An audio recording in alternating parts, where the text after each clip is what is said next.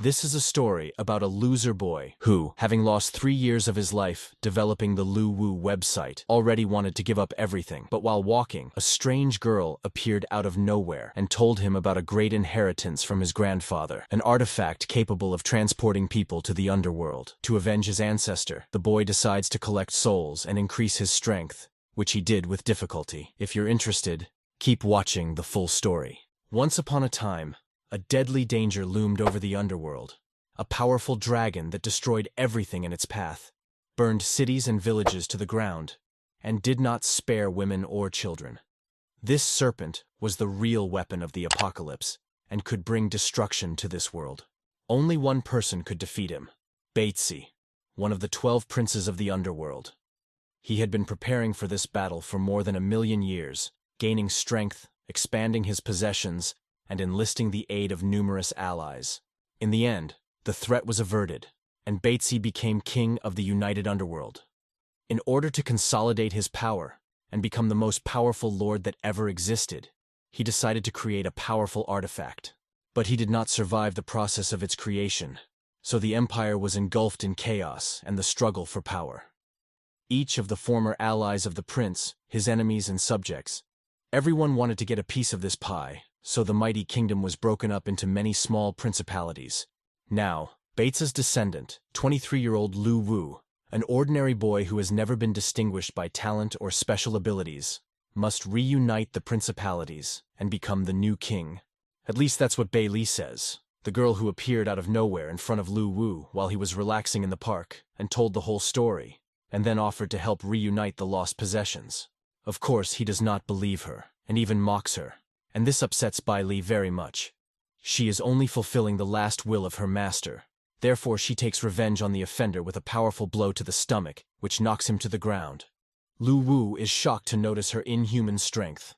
Bei Li pushed the boy several meters away. Now he is afraid of her. Without wasting any more time persuading, she says she will restore the ruler to his rightful place, then turns her back on him. With a wave of the hand, a portal to the underworld opens, dragging Lu Wu against his will. It's good that there were no people nearby, otherwise it would have been an interesting spectacle. A girl kidnaps a boy with the help of a magical portal. You don't see this every day. But Lu Wu was not laughing at all. After a not very long, although it felt like an eternal flight, the portal took them directly to the foot of Bates's estate. It was an old, shabby building with cracks in the walls and holes in the roof. Not a trace of its past glory remained in it. One could even say that the state of this estate reflected the state of the entire kingdom. Unfortunately, not only the estate was in such a state, but also all of Bates's possessions. There were neither people nor resources for a successful start of the government here. Lu Wu has a tough road ahead of him. The only consolation was that the clans still possessed the same powerful artifact that brought death to the king. Hearing about this, the boy calmed down a little and changed his mind about abandoning his new fiefdom to his own devices. A wedding ring materialized in Bei Li's hand. It was not particularly different in appearance from those you can buy in a store. A simple silver frame, decorated only with a simple engraving, and in the center, some kind of precious stone. Despite its unpresentable nature, the wedding ring is very powerful, as it allows the souls it controls to change bodies at any time, making them virtually immortal. The potential is really huge. It is enough to collect several thousand loyal souls once, and they will serve you forever, endlessly gaining combat experience. Such an army would be invincible. Now it is clear why Batesy wanted to create this engagement ring so much, even paying for it with his life. As a descendant of a prince, Lu Wu is the rightful owner of this artifact and its extraordinary power. It is now his responsibility to complete what his ancestor failed to do with the help of the artifact. But it just turned out that there is not much benefit from it. There was only one condition for gaining power: conquering a certain number of souls. That was exactly the problem, because at the moment, Lu Wu does not control any soul. After Bates's death, only Bei Li and a few subjects scattered throughout the kingdom remained loyal to his clan. In a word, the new prince has yet to create a powerful army. A talented leader would be able to get out of even such a situation, but Lu Wu was not like that at all. In 23 years of his life, he did not achieve anything worthy of attention. Of course, there was an attempt to run his own business. But it almost made the guy bankrupt. In addition, he is not that successful in his personal life either. His only skill is creating video games, and he comes up with a brilliant idea. Why not create his own game, which will take place in the underworld? Bai Li could connect an artifact to this game in such a way that during the game session the souls of the gamers would be under its control. Thus, in Lu Wu's army, without even knowing it, ordinary people would serve. The more popular the video game is, the more souls will be connected and the bigger Lu Wu's army will be. It was probably the best thing this guy had ever come up with. Batesy would be proud of his offspring. But it is necessary to move from theory to practice. This project is not an easy one. It takes a lot of time and hard work, even with Bai Li's magical powers. Fortunately, the yin-chi contained in the artifact can help in building locations and creating things. And spiritual power will be used as the main currency in the form of soul coins and level indicator. It will determine the power of the prince. So his goal is to collect as much spiritual power as possible, taking it from other creatures, that is, killed enemies or players. But first, Lu Wu and Bai Li must tidy up the estate at least a little, as much as they can without using spiritual power, because this is the face of the ruler, and he cannot be neglected. After cleaning up, which didn't really do much to improve the appearance of the estate, but at least made it livable, they head back, transferring to Lu Wu's apartment to put their plan into action. And the plan is as follows. When the player starts the video game and puts on the VR helmet, his soul is imperceptibly transferred to the underworld, where he serves the cause of Lu Wu. Now it remains to encourage as many players as possible to the newly created war in the network. In the advertisement, Lu Wu chooses to emphasize the fact that the game has allegedly been developed for 10 years, and it has reached an unprecedented level of realism. In addition, there is absolutely no need to pay for the game itself, nor for items, equipment, or anything like that.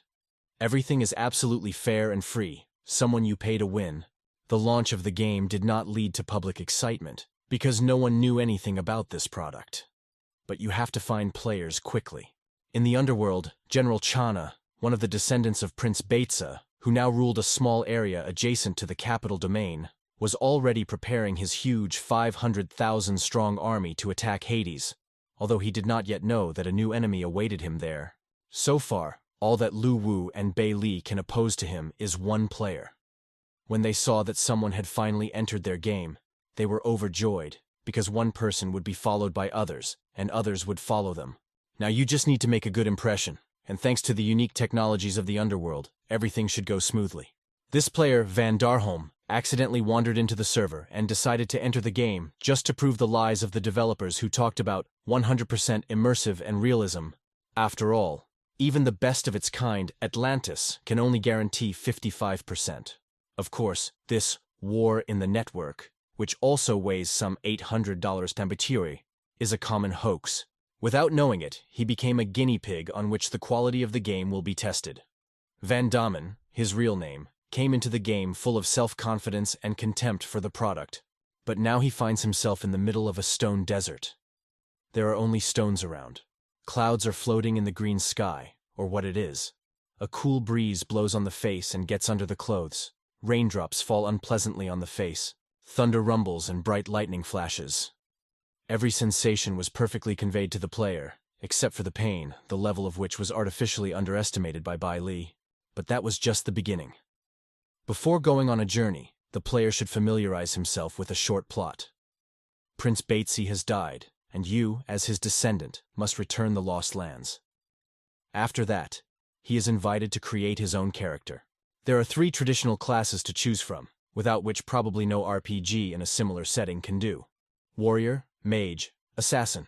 He chooses the latter, because he prefers to kill enemies even before they notice him. In addition, the Assassin can be a good choice for solo play. This class allows you to deal with even stronger opponents with the help of cunning and special skills. Although when it comes to head-to-head, the Assassin is not the best choice due to his low health and attack. Now it's the turn of the first task. Kill 10 wandering souls. Basic mobs that do not represent anything special, except as a source of experience for newbies. For a professional player of Atlantis, this quest will not pose any difficulties. What he didn't know was that the developers weren't going to meet the player. War on the Net requires a special approach, because the underworld is not a sandbox, designed by humans in such a way as to maintain a balance between the forces of the player and his opponents. No, this is a very real place where injustice reigns, so you have to play by the laws of the real world. Very soon, Van Damme will experience this lesson on his own skin. It turned out that these newbie monsters look quite creepy, especially given the realism of the game. When you can see up close every growth on his body, look into those blue hungry eyes, touch the sharp teeth. Unlike many other games, their power level was quite consistent with their appearance. In addition, they are very easy to anger. When Van Damme dared to call the Wandering Soul just a weak mob for newbies, the monster got angry. But still confident in his abilities, the player gave him several lightning strikes with his daggers, changing his position much faster than the monster could react. Having exhausted all his stamina on this combo, Van Damme retreated for a while to regain his strength. The monster appreciated his level of play and decided that it was time to use the last measure. A fatal blow. Approaching an opponent, the Wandering Soul sped up and used its head as a battering ram, knocking the opponent off its feet, then spun around and finished it off with its tail, sending it flying into the air. This two-stage punch really lived up to its name. War in the Network turned out to be not so easy. Van Damme realized this as he lay on the ground without his gear, which had broken on impact. He only had 2% of his health left, and his whole body ached, as if in real life he had been thrown around by wrestlers all day in the ring. Still, through the pain, he got up to face the monster with dignity. It turned out that he was also on the verge of death. Now one of them has to strike the last blow. Van Damme was not afraid of death, because he could always be reborn and try again. But a wandering soul would disappear from this world forever, so it would be logical for him not to take another risk and retreat and recover. However, the monster was not going to retreat.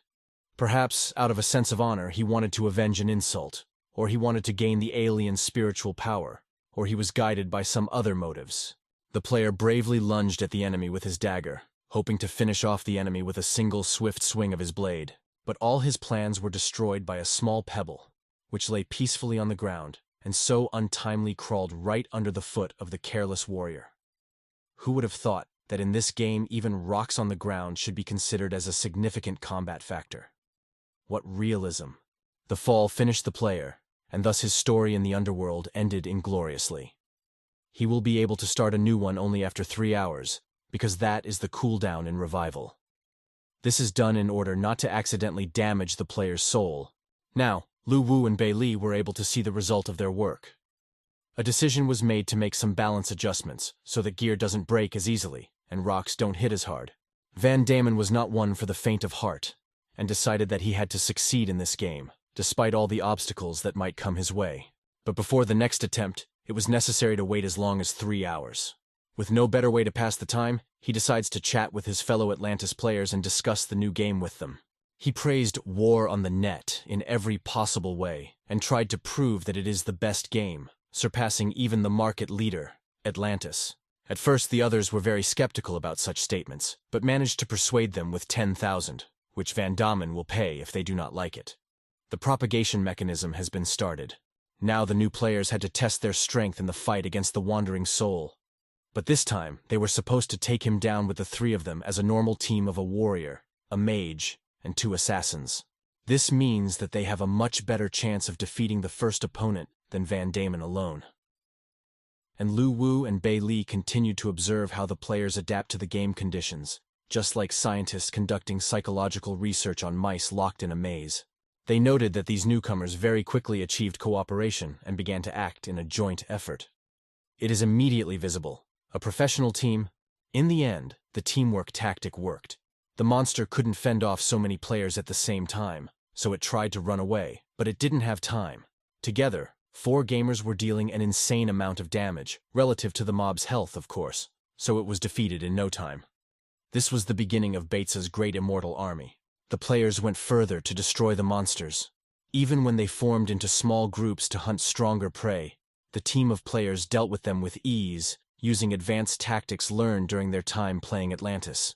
After a while, the first quest was completed and all heroes received some spirit power to level up. And it must be said that no other game gives such satisfaction from progress. The whole body seems to be filled with strength, becomes stronger, more agile, stronger. capable of new heroic deeds and feats. The currency you get for completing the quest, soul coins, can be used to upgrade your equipment in the store.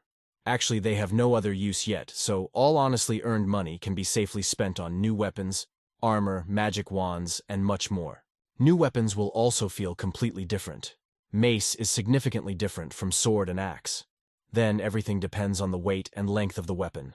A long sword is much more difficult to control than a short one, even if the latter will be a little heavier, etc. Due to the efforts of the developers, most of the spiritual power gained by the players will end up in their treasury. For this, they set high tariffs for the purchase and sale of goods. Thus, fairness to the players was out of the question. Lu Wu and Bei Li did everything possible to maximize their own income. They will need money very much in the case of restoring the kingdom both territorially, that is, in overcoming local lords and reintegrating their possessions into the lands of the kingdom, and in the sense of rebuilding abandoned settlements. This was especially true of the capital of Hades, which was to become a center in every sense of the word, including for players. After completing the first quest, the heroes went to explore new locations. Their attention was especially drawn to the mountain to the east of the capital, which was named Primarna. Having crossed the border between locations, they activated a new quest. For this task, they had to kill an evil spirit that was hiding somewhere near the foot. With new gear and confidence in their team, players were ready to challenge the mini-boss. Unexpectedly, he came out from under a pile of snow right in front of the players, as if he had been waiting for them for a long time, being in hibernation. He turned out to be much larger and more formidable than they expected, so they froze in fear for a moment. The warrior was the first to pick himself up and fearlessly rush into battle with his new weapon. He had to draw the monster's attention and withstand all of its attacks to allow his companions to damage him from afar. Other heroes followed him and began to attack the monster with everything they had in their arsenal. Every time the evil spirit focused its attacks on one person, its attention was immediately diverted by someone else with its attack. Everyone worked together and helped each other. Everyone contributed to this struggle. As it turns out, this quest was directed by Bei Li due to the extreme success of this squad of players.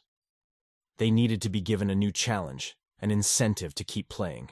When the evil spirit was almost finished, he began to rage madly, entered the second phase. With his stomp, he scattered the attackers around the arena to break the chain of constant attacks even for a moment. The heroes were exhausted. They were left with no potion, low health, and were already going to retreat, leaving the monster behind until they got stronger by killing the weaker mobs. But at one point, something made everyone look at the sky. There they saw a bright, unusually large star. Looking closely, they realized that she was coming. This confused the monster the most, because she was falling right on top of him. When the star spoke, the heroes recognized the voice of their brother Van Damon. He was finally able to be reborn, and now at a critical moment he appeared so impressively on the battlefield. Using the speed of his fall, he plunged his daggers into the monster and sliced it in three, finally finishing off the evil spirit. The players got immense pleasure when they felt the spirit power of the defeated monster move to a new level of each of them. Despite their fears, it went to everyone who took part in this battle, not just to the one who intervened so timely and delivered the final blow. In addition, the monster dropped a valuable artifact, a ghostly sphere that could be sold relatively expensively in the shop. More precisely, except for sale, this field was no longer suitable for gamers, but Bei Li might be able to apply it somewhere. When Lu Wu finished handing out new quests to the winners to keep them occupied, he turned his attention to the newly acquired treasure and asked Bei Li about its purpose. She advised him to bite off a piece of the sphere to understand. Without doubting his friend's sincerity, Lu Wu followed her instructions exactly. At first, he felt only a not very pleasant taste, but in a moment, his whole body was enveloped by a pleasant warmth, which spread through all his muscles and strengthened them. The orb affected his body in much the same way as the players, leveling up. So far, the new Prince Beitsa's plan worked perfectly. He received a new charge of motivation and was already building Napoleonic plans in his head to conquer his own neighbors, in the underworld, of course. Meanwhile, the players didn't even think of stopping and immediately went to complete new quests that Lu Wu would give them. But it turned out that the game has a 12-hour limit on game sessions. According to Bei Li, this is a necessary measure to avoid overexhausting the players' bodies in the real world. Because during the game, they will forget about all their vital needs in the form of sleep, food, and water. And if in reality, gamers will die, then they will not be able to fulfill their military duty in the army of the prince. But once they felt the pleasure of war in the network, the players could not think about anything else, and waited in agony when they could return to the game and finish all unfinished business. Although, of course, no one cancelled the need to work and earn daily bread. The boss of their team demanded to immediately enter Atlantis and prepare for team competitions. But what is this Atlantis, when it is only half as realistic as war on the net? As early players, Van Damon and others had an incredible amount of opportunity to not only enjoy themselves, but also potentially earn money, as this game was sure to become a hit of the day and a future market leader. So everyone made a group decision to send the boss somewhere far away and not get them with their demands. Therefore, he suggested creating a donation system to be able to live comfortably, instead of eating noodles for breakfast, lunch, and dinner every day.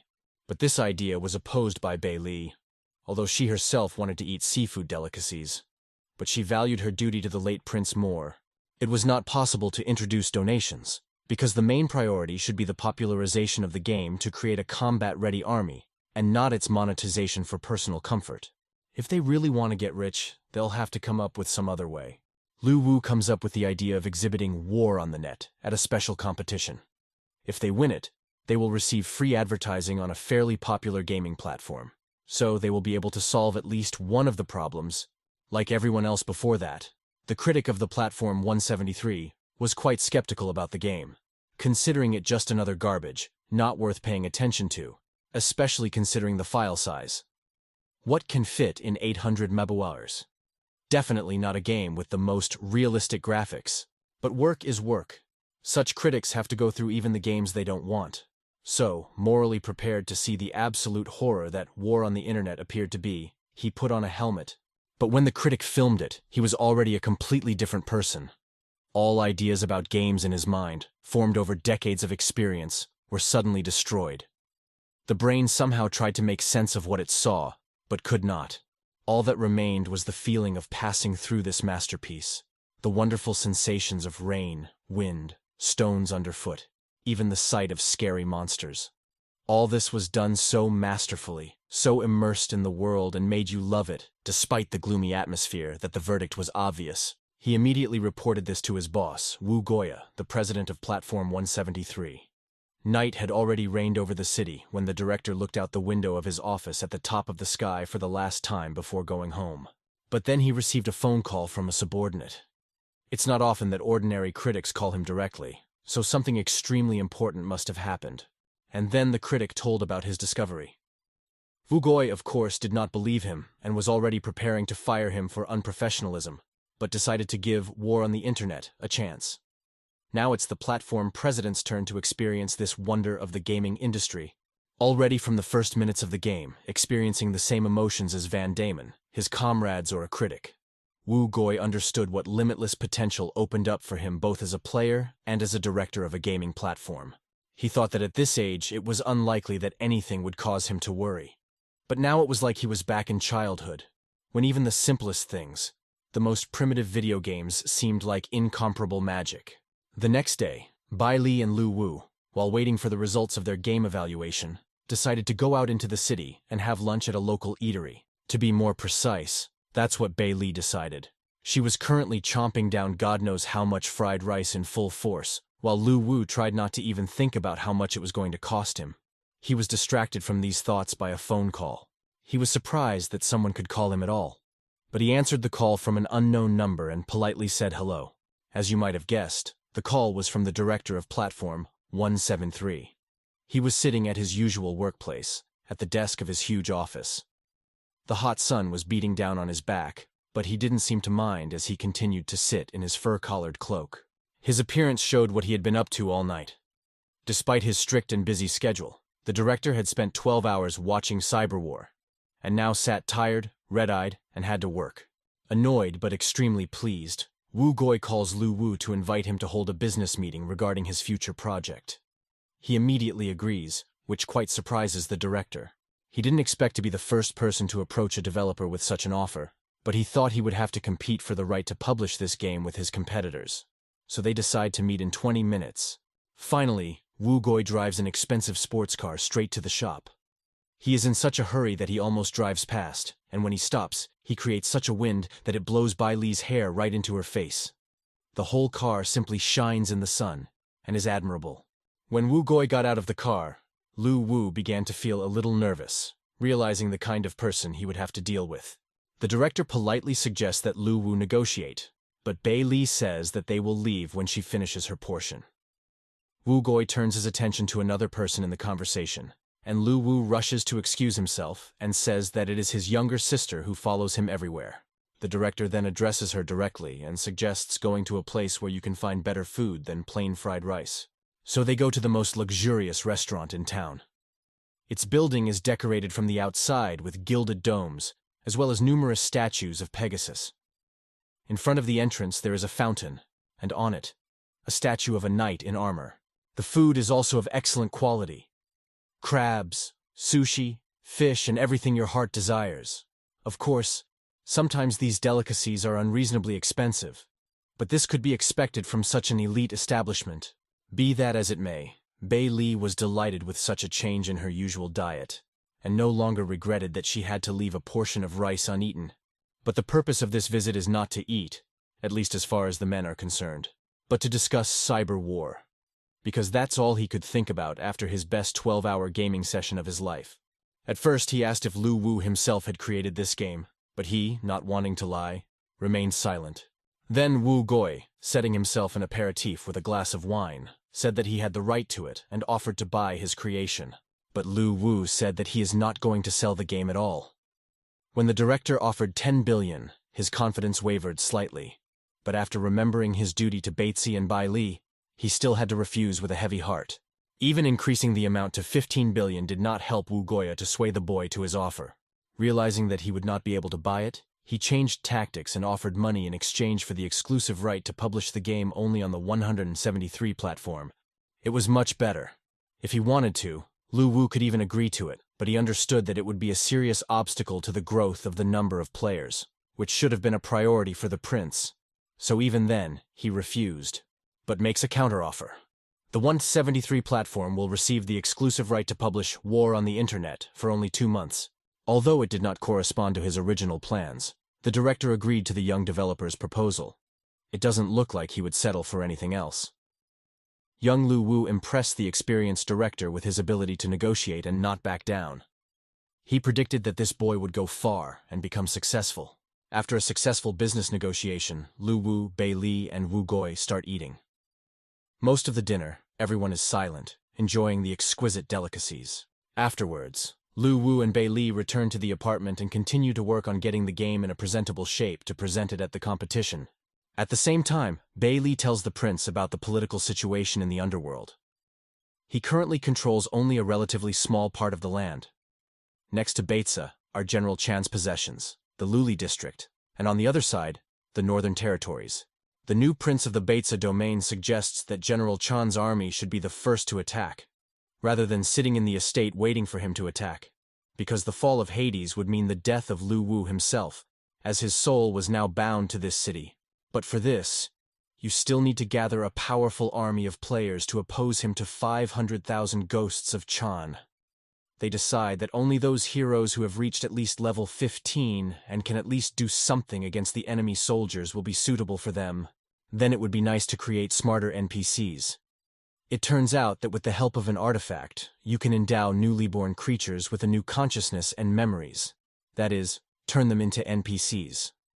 They put the task of finding such creatures on the players, but the most important task is still the short-term goal of winning the competition. And for this, it is necessary to make the presentation game look good with the help of computer graphics. The only problem is that Lu Wu doesn't have the money to make a quality trailer. We will have to look for workarounds again. For example, use Yin Qi to create an illusion for a while, restore the estate and all of Hades, and make a quality production instead of a trailer. In other words, to arrange a magic theater. Finally, the roof was restored and the lights were back on in the windows. The house was ready to welcome potential players in the trailer. Lu Wu himself is reincarnated into his ancestor, Prince Baitsa. When he removes his likeness, he begins to behave like a real master, confident, proud, cold-blooded, I must say, he is very similar to Batesy, and fits perfectly into the image, although it would be impossible to completely recreate the character of the prince. Now that everything is in a presentable form, you can start recording the trailer. While Lu Wu puts on a dragon show, Bei Li has to record it all with a VR helmet. Batesy soared high into the sky, defying the mighty dragon. The full moon shone brightly at his back, a majestic lord with a determined gaze of red eyes, with numerous battle scars, some of them already several 100,000 years old, with a fiery right hand in which he held an artifact. In a word, everything showed that he was a brave warrior and a noble ruler. Along with him rose a legion of undead, ready to serve their prince and accompany him in a mortal duel for the fate of the underworld. A terrible battle took place on the ground between two opposing armies. After a while, everyone forgot about the order of battle. The battle turned into a complete mess, in which each individual warrior tried not to get surrounded by enemies and defeat his opponent in front. So fierce was this battle that the forces of both sides were exhausted, and neither the goblins nor the living dead of Baitsa were visible anymore. Only numerous corpses, which were devoured by the flames. Here and there you could meet separate duels between enemies, but most of the combat personnel had already died. But it was still far from over, because none of the generals wanted to concede victory. Still, it was a deadly battle. Losing here was tantamount to death, so it was necessary to use all available methods of struggle before giving up. When all the fighting forces were spent, Batesy personally entered the battle. But he did not waste time on the pitiful goblins, but immediately set his sights on his main opponent, the dragon. Seeing the prince challenge him, the dragon flew down from his high position and prepared to attack his opponent from the east. He tried to burn Batesy with his destructive flames, but he stood there unharmed, as if he did not even feel the breath of death. Over hundreds of thousands of years of training, he learned to put up powerful barriers that were able to protect even from such attacks. Despite all of this, Batesy knew that he couldn't defeat the dragon just like that. The creature was still too strong. Therefore, he was forced to sacrifice himself to deal him a fatal blow. The dragon did not expect such dedication, and remained defenseless before the prince. Suddenly, there was a powerful explosion that blinded everyone watching the duel, and the shockwave reached the remnants of the prince's army and knocked many off their feet. This was a testimony to the triumph of the underworld at the same time, because with the death of the dragon, it got a second chance at life. And also his defeats, because the king died, which meant that now the lands would be consumed by internecine wars. The remnants of the prince now had no commander. Who will lead them and lead them into battle to victory and glory? One of Baitsa's many subjects ready to redraw the maps of the underworld? No, the descendant of Baitsa, who was born on this day, could become their true owner. It was he who was now to inherit his father's domain and become the commander of the immortal army. But there are many circumstances that can prevent it.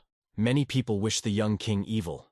Many strong enemies, ready to take advantage of the momentary weakness of the kingdom. Will the new ruler be able to overcome all obstacles with his head held high, punish traitors and defeat his enemies? All this will depend only on him. This is how the shooting of the trailer ended. The next day, a conference was held in Director Wu Goya's office, in which the already known critic also participated. He was personally invited by the director for his achievements, i.e. for finding war on the net. As it turned out, until now, almost none of the high-ranking people knew about her. It is not surprising. The fame has not yet had time to spread, so only the chosen ones had information about this treasure. To familiarize subordinates with this game, Wu Goi politely asks to show a recently filmed trailer. Although it's not the same as personally immersing yourself in the game world, they can't afford to waste time on it. Therefore, we will have to settle for a short video that gives an idea of the product thanks to one of its features: extreme realism. Everyone present at the conference was simply delighted with him. Later that evening, Wu Goi called the lead developer of the game and was quick to express his admiration for the work of his team, who were able to create one of the best trailers for the game in such a short time. There was only one complaint about it: the lack of background music. Lu Wu and Bei Li somehow didn't even mention her during the development process, because neither of them was even indirectly related to music. Now they faced a new challenge: to record a quality soundtrack without having any musical ability or funds to order these services from professionals. For help in such a delicate matter, Lu Wu turned to Wu Goya, who advised them to find a songwriter and a singer. But the problem of lack of money arose again, although Lu Wu hastened to justify that he did not want to ruin gamers' immersion in this gloomy world and destroy realism. The director also informed them that War in the Network won the competition and should be published on the platform's website, available to a wide range of players. This meant that it was time to create the first NPC to meet new players and guide them on the right path. Lu Wu and Bei Li had made significant progress with their project, but there was still a lot of work to be done. Hades was left looking like ruins because Lu Wu didn't have enough soul coins to rebuild his capital. But they will still have time to make money when the game receives a whole stream of new users after winning the competition. For now, we need to focus on more important matters. Using the artifact's power, the creature's pure soul, and spiritual power, Lu Wu began the process of rewriting that soul's consciousness and memories, as well as creating a new physical form for it. The new NPC had to be the first to meet new players, so it was necessary to give him the perfect character and appearance. As a result, he created a man with a good physique and long white hair. According to his idea, such an NPC should first of all be liked by women, who would then bring their husbands to the game. His name was Lu Mo, and he was the adopted son of Prince Baitza, completely devoted to his family, his late father, and his direct heir. He loved the former prince dearly, so he was very emotional when it came to traitors, especially General Chan. He literally hated them all, so he helped Lu Wu in every way to take revenge on them and restore the kingdom. Now everything was ready. The game can be presented to the public. War in the Network was not the only game in the competition that had great potential. For example, the second place behind it with a rating of 9.2 points was taken by a game called Evolution of the Undead, which was developed by the Tianlong studio, led by Li Tianxia, for almost 7 years. Despite all these efforts, their game could not win the competition, because War on the Net was a real miracle in terms of realism that no other product could beat. The studio was simply unlucky to be nominated in the same year as Lu Wu. Needless to say, this event excited the entire gaming world, and especially Li Tianxia. How did an 800 megabyte game from an unknown developer get the highest possible rating? There were only a few moments left before the launch of the game on the platform, and the absolute sensation. It was at this point that an angry Li called the director to complain about such unfair allocation of seats, and accused him of scamming and falsifying the results. All that Wu Gui could recommend is to personally play and see everything with your own eyes. He said that even if Li continues to claim that War on the Net is not worthy of the first place, the director will personally remove it and replace it with Evolution of the Undead. Still angry, Li Tianxia still decided to follow the director's advice and see what Lu Wu and Bei Li's creation earned first place in the competition. When he registered and created a new character, he found himself in front of the entrance to a tattered Hades. This city could be mistaken for a ghost town, long abandoned by people and left in the wilderness of nature. Despite its appearance, it gathered under its walls whole crowds of newcomers who were burning with the desire to enroll in Bates' army. Needless to say, Li was absolutely shocked by everything he saw and felt. While he was standing there in a daze, Wu Gui found him and offered to go hunting together. Although he himself had a fairly high level, he decided to help his brother a little in killing basic mobs. Even as a two-warrior team, Wu and Li handled these monsters well as a team. At the same time, Wu taught his friend the basic mechanics and tricks he had learned during his time in the game. But not only monsters now posed a danger to players. Much more dangerous creatures appeared, without pity or honor, ready at any moment to jump out of the bushes, rob anyone who came within their reach, even green beginners, and then go to share their loot. Of course, we are talking about other players. For the sake of obtaining spiritual power and soul coins, they would stop at nothing. Laws and morality are just words for them, and poor Li, who had only been in the game for a few hours, had to meet them at the start. When an unknown berserker jumped out, stunned him, and killed the monster the brothers were hunting, taking away his power and quest reward. As if that wasn't enough, the other girl jumped on Li from behind, put her dagger to his throat and cut him open. The next thing the warrior saw was the death screen. Game over. Before being able to start a new game session, it was necessary to wait, which caused the dissatisfaction of Li, who wanted to immediately take revenge on the offenders. But he could not do anything about it, and he waited for 3 hours, thinking how to drive those players right into an ambush. He dreamed of stealing their monster and seeing in their eyes the anger and despair that he experienced himself. But all that would come later, and for now Lee tried to make sense of everything he saw. Now he had no doubts that War in the Network really deserved the first place and the highest rating. After the game was published on the platform, it began to gain momentum.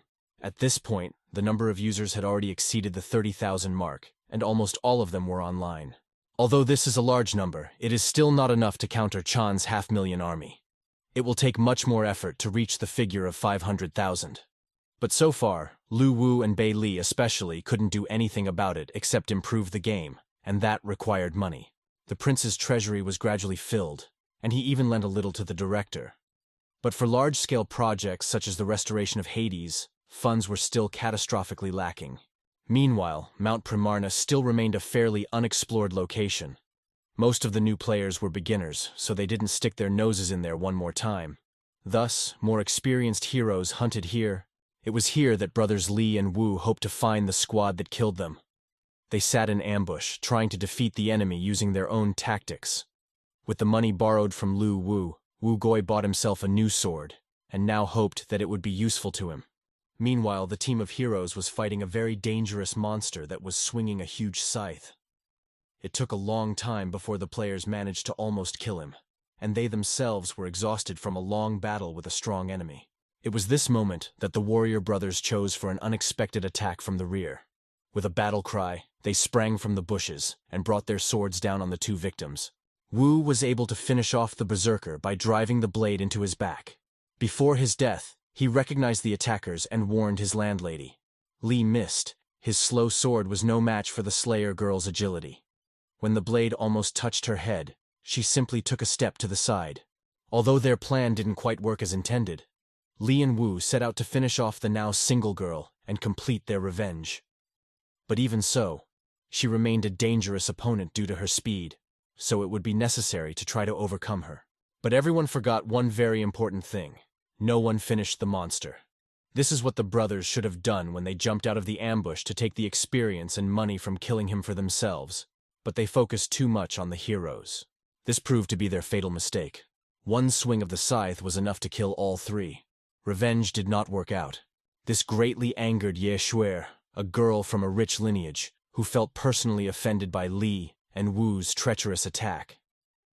Now she couldn't help but take revenge on them, but she wouldn't be able to do it herself. Therefore, she ordered her butler to call her brother for help.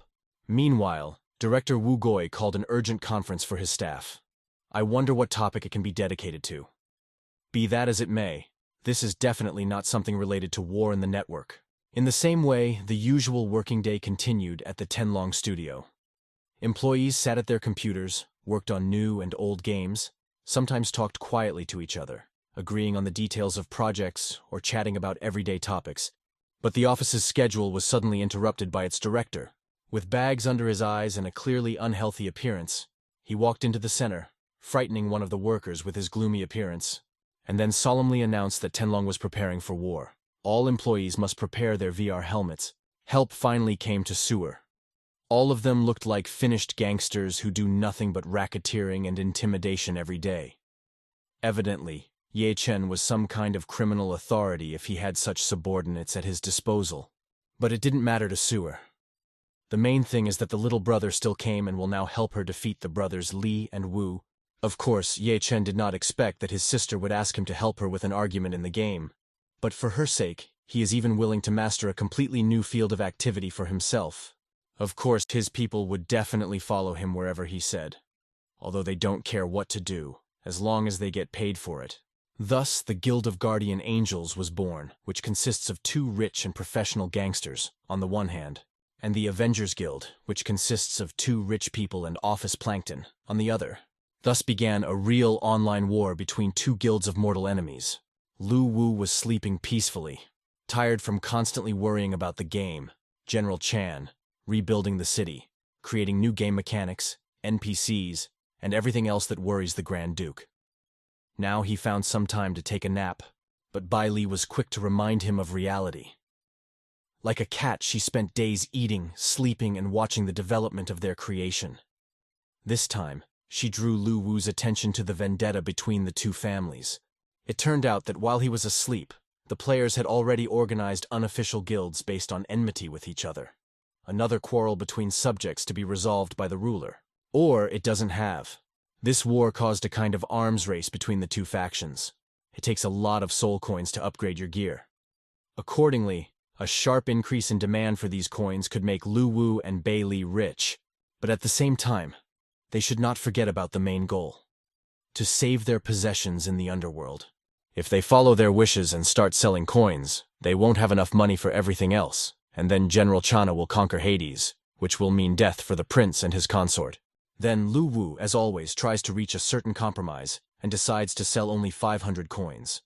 This way, he will not hurt his business in Baitsa much, but he will help himself a lot in the real world, because at the current exchange rate, they could be exchanged for 350,000 wen. To implement this plan, he transforms into an ordinary player. Then Bai Li wonders what class he will choose for himself: warrior, assassin, or mage. He chooses a mage, despite the fact that this is a rather weak class without useful skills, and also with expensive equipment. This makes them think about the possibility of improving this and other classes and adding new skills and abilities to them. Because currently, the only powerful spell available to mages is Sea Energy Bomb. To implement this plan, Lu Wu and Bei Li will have to uncover the secrets of the underworld, and first of all, restore the prince's library, in which he kept a lot of useful knowledge. With these thoughts in mind, Lu Wu creates his new character. Now it's time to choose the first buyer. Since he is already familiar with Wu Goi, he decides to go to a meeting with Zhuer, who heads the Guild of Guardian Angels. Watching Lu Wu fly to task on the creature he created, Bei Li feels proud of him, as he learned to control the artifact as if he had owned it all his life. If previously Ghost Mountain was a rather deserted location, now it has become a combat zone and a bloody confrontation between two guilds, because here, it was possible to knock out much more coins from monsters, so all the members of the guilds hung out somewhere here in search of loot. It was here that Sewer was with his squad. The guild members greet Lu Wu rather hostilely when they realize he is not one of them. Lu Wu even wonders how his game could turn into something like this so quickly. He planned to create his own army, which would be a united front against the general, and instead the players fight each other over various trifles. Here, Yixue herself finally appears and listens to the newcomer's proposal. Hearing that he wants to sell coins, she immediately agrees, not worrying about anything else. It's not every day that a kind stranger offers such a profitable deal. Enthusiastically, she runs up to Lu Wu and asks for the coins. But after learning that he offers as many as 500 coins, Sewer overcomes doubts. How can a mage of such a low level carry so much money? Lu Wu then shows his inventory, and indeed it holds as much as 1,000 soul coins. Now, without any hesitation, Sewer agrees to the exchange. She already imagines how she buys the most expensive armor in the store, how she will shine in it on the battlefield like a killer star, and no one will be able to defeat her. Without delay, Sewer orders the money to be transferred, without even thinking about security or any guarantees that the exchange will be two-way. When asked about the source of this money, Lu Wu invents a story that he allegedly caught 5 rare souls, which he was able to exchange at a high price. Sewer believed the story. After all, what difference did it make where he got the money, if he had it and was willing to give it away? The news just arrived that the transfer was completed. Now Lu Wu had to fulfill his part of the deal. After a moment, the transfer was confirmed by a joyful Bai Li, who had already imagined all the mountains of goodies that they would be able to buy. Then, following the agreement, Lu Wu handed Shui the coins. Having finished with this matter, Lu Wu impressively and pathetically left his client to deal with his new wealth. Sewer had a very good impression. He seemed charismatic and rich to her. Even if he was not convinced of her honesty, she did not know about Bai Li. At that moment, one of the squad members informed Sewer that they were on the brink of death. And this time, the reason for everything is not even another attack by the Avengers Guild, but ordinary mobs. Demons on wolves are formidable opponents who cannot be defeated so easily even with all the forces of the guild. Meanwhile, Lu Wu and Bei Li are having a peaceful lunch with the money they received from Shuer. But even though Lu Wu didn't give away that many coins, this loss still greatly affected his ability to improve his game. In addition, it seems that the monsters that attacked Ajuer are the soldiers of General Chan, who with his army advanced much closer to the main city. To deal with this problem, Bai Li suggests sending players to deal with new enemies. Lu Wu approves of this idea and creates a new mission for players level 15 and above. Its essence will be to explore a new location and kill monsters. Not only will this help prepare players for future battles with Chan, but it will also give Lu Wu a better understanding of the enemy and their plans. And of course, will bring many new coins to the treasury. But there are other matters that require the attention of the creator. Yes, the first official guilds have already begun to appear, such as the Great Dragons Guild created by the best players. And although there are plenty of people willing to join it, only high-level players are accepted. The founders of the guild are already familiar players from those who first tried this game, and were able to achieve significant success compared to others. When Lu Mo was asked about Cheng, he unexpectedly burst into anger at the general, considering him an ungrateful son. As planned, his reaction, emotions came out very realistic, as if he were a real person.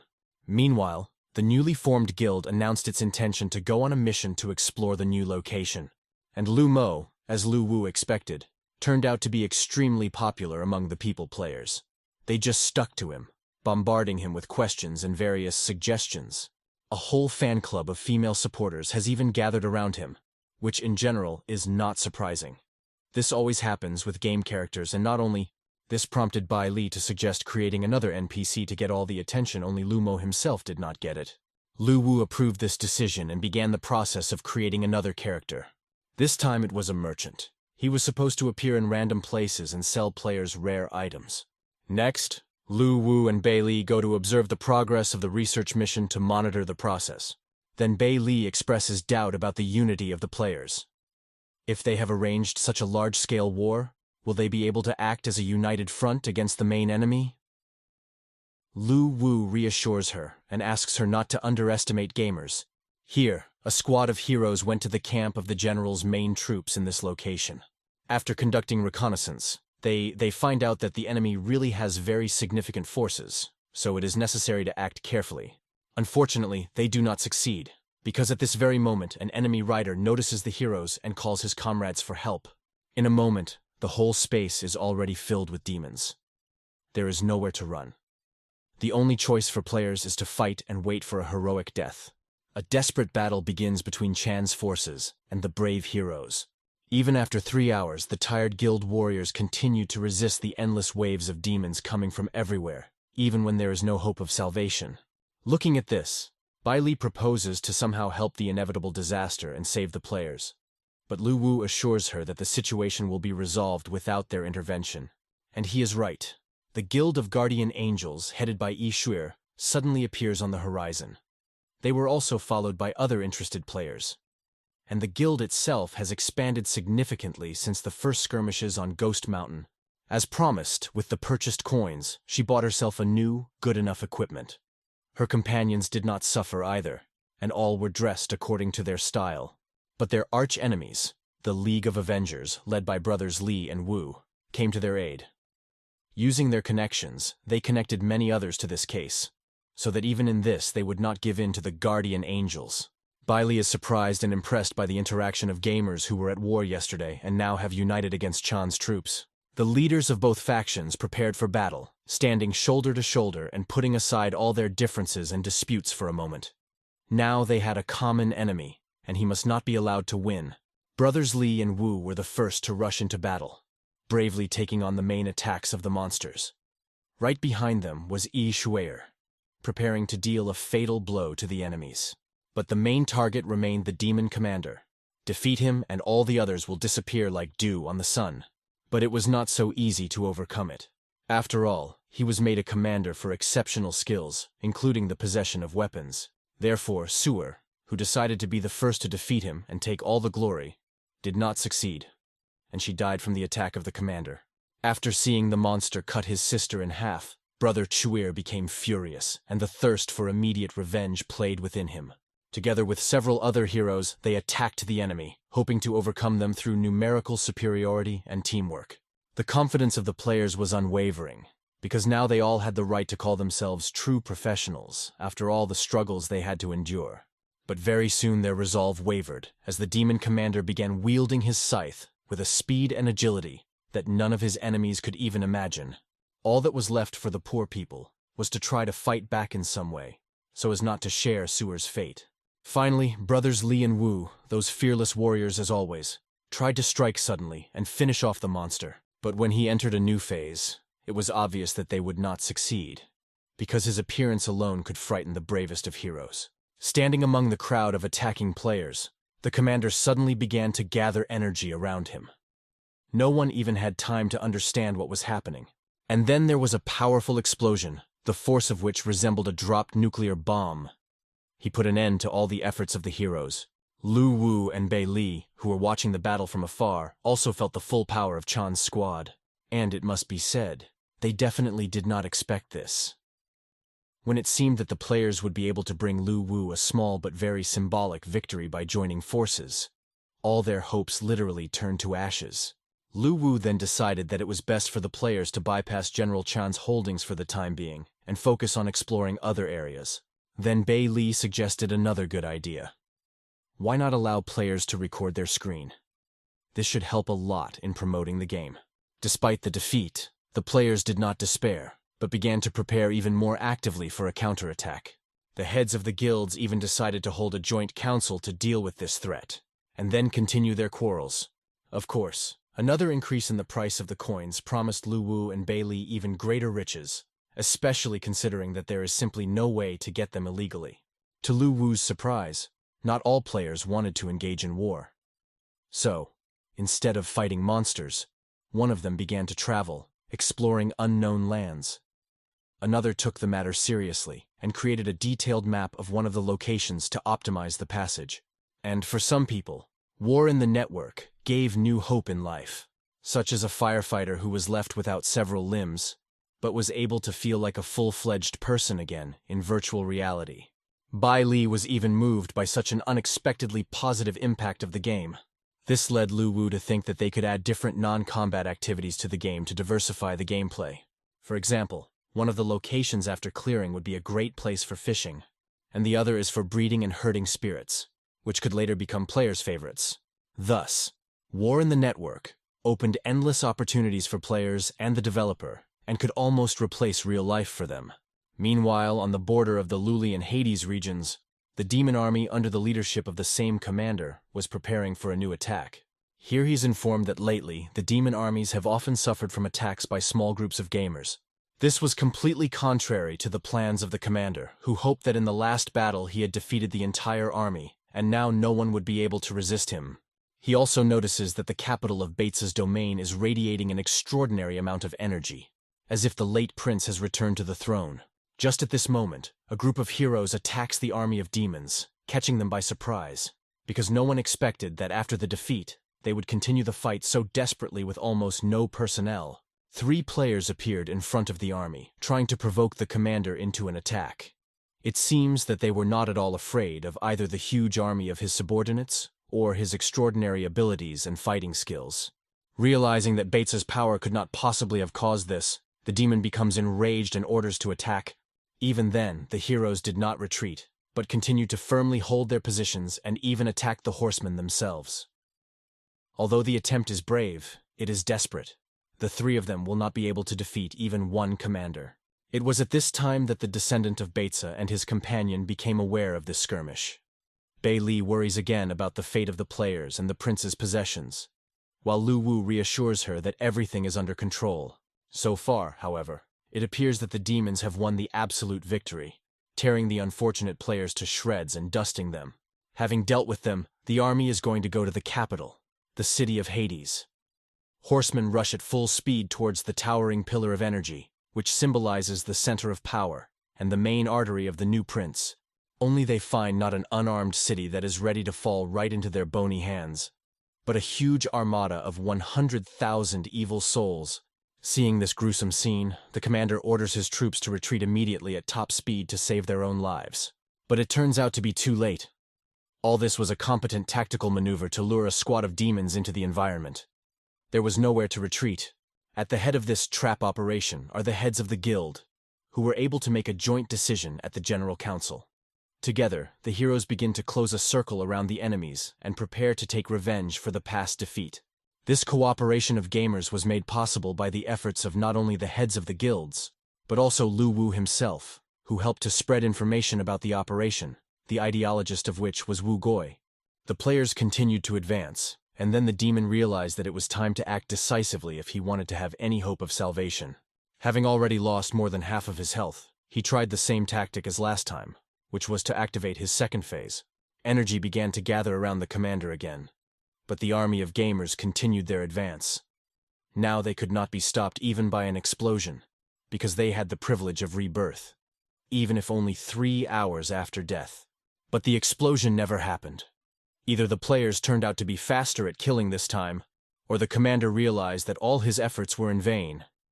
But in the end, the powerful demon died. On his own, he left the players and 2 developers with valuable loot, and it's not just about the sword or the armor. Bei Li pointed to one of the artifacts that had fallen into their hands. This artifact turned out to be the 9th demon energy, and Batesy once used it to create warriors. This allowed Lu Wu to develop several secret classes, and Bei Li could also create runic warriors with his help. Then Lu Wu wondered what these runic warriors were. The essence of runic warriors is that it is like an additional class for warrior players, which is leveled up by finding runes. Usually, the process of creating such warriors is very difficult and expensive, but luckily the process can be made much easier by using Bates's artifact. But in order to do this, at least one player must find and sell the talisman. Such a lucky person was quickly found, since these talismans have no practical use, but are very expensive in the market. The appearance of a new powerful class made many players think again about the choice of specialization, because the runic warrior promised many new abilities and opportunities. To become a runic warrior, a berserker must give up his weapon and become a weapon, but this sacrifice is worth it.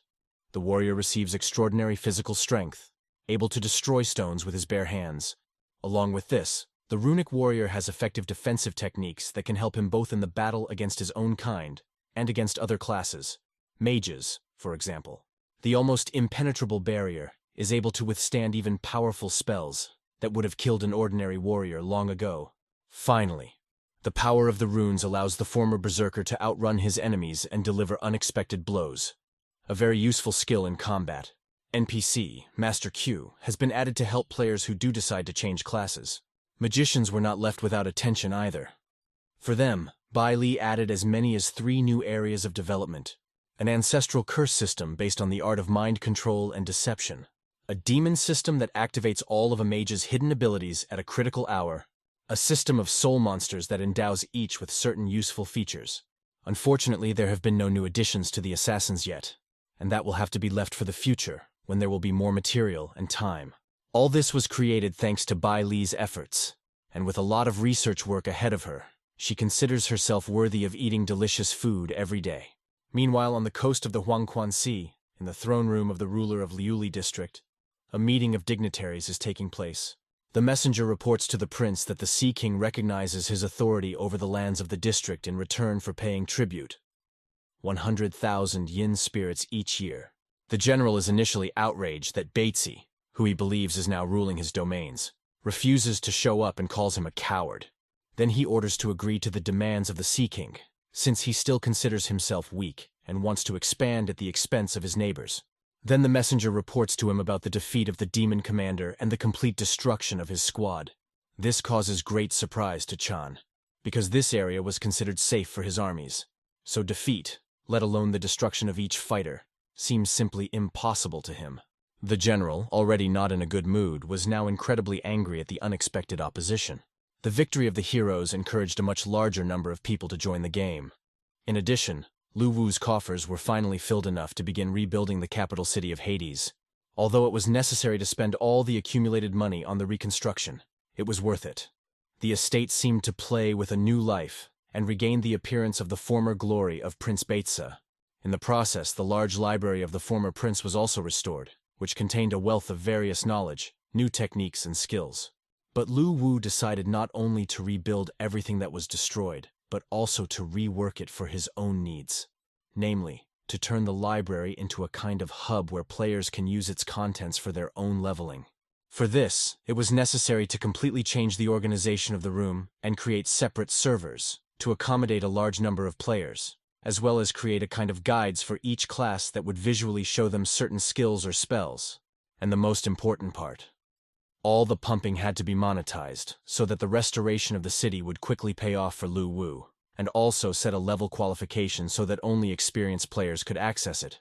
Now, All that remained was to put these ideas into practice. Fortunately, Lu Wu is already good enough at controlling the artifact to complete even such complex projects in a matter of seconds and without much effort.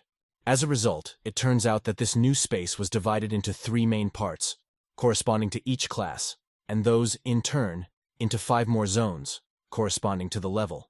Thus, the second reconstruction of the Beizi library was completed, all the knowledge of which has now become available to the common people, of course for a certain amount. The official opening of the so-called Cultivation Pavilion caused quite a stir, especially among the mage players, because all this time they remained the weakest of the 3 classes and did not receive any useful skills or cool abilities. Now they had the opportunity to be on an equal footing with all the other classes, learning new spells and specializations, so they actually occupied the pavilion and made it their place. Fully satisfied with his creation, Lu Wu continued to work on improving the game. His next step was to create teleports in all 100% player-explored locations. Although it cost him dearly, he was by no means an altruist who wanted to improve the lives of the players. He hoped that these teleporters would simplify the process of transitioning to a runic warrior for players, which, it must be said, is a very difficult process in itself. First, a berserker must defeat a certain number of monsters to pass. Then he needs to collect a whole bunch of materials. For some you need to farm certain mobs, and look for others in certain locations. Only after that can a berserker become a full-fledged runic warrior. Thus, by simplifying the process with the help of teleportation, Lu Wu will be able to get additional money. And if you remember the commission of 1 coin for each transfer, it becomes obvious that this idea will very soon bring the owner profits that far exceed the initial costs. The last feature that Lu Wu wanted to add is the ability to live stream, which gamers have been asking for a long time. Of course, the greed of the developers was not without this either. Meanwhile, very interesting things were happening in the underground laboratories of some technology company, which were soon to have a huge impact on the entire gaming world. The head scientist informed his comrades that they had finally succeeded in developing and stabilizing the technology they had been working on for so long. This caused great joy among scientists because the successful completion of this project promised them good bonuses from management and a possible promotion. Very soon, the CEO of the company, Mr. Chen, became aware of this discovery. Its essence was that with the help of virtual warehouses, gamers could now play around the clock without harming their bodies. Although this was an extremely good opportunity to be the first sellers of this technology in the market, there was a problem. A competing company also announced the discovery of this technology in an official press conference. It even seems that they have overtaken Chen and his researchers a bit. Now there were at least 2 suppliers of this product on the market, which means that all the dreams of the director to create a monopoly went down the drain. Wu Gui was one of the first to learn about the new development and hurried to tell about it to Lu Wu, because it would potentially allow removing the 12-hour limit on game sessions, and then players could not get out of war on the internet. Therefore, Lu Wu, along with other developers, was invited to a conference that was to be held the next day to discuss the details of the deal with the company representative. Of course, seeing this as a good chance, Lu Wu agreed and accepted the idea with enthusiasm, because lifting the restriction could make his creation even more popular. At this conference, the company was to be represented by Elisa, an ideal candidate for conducting such negotiations, stubborn and decisive, but at the same time sufficiently diplomatic and rational.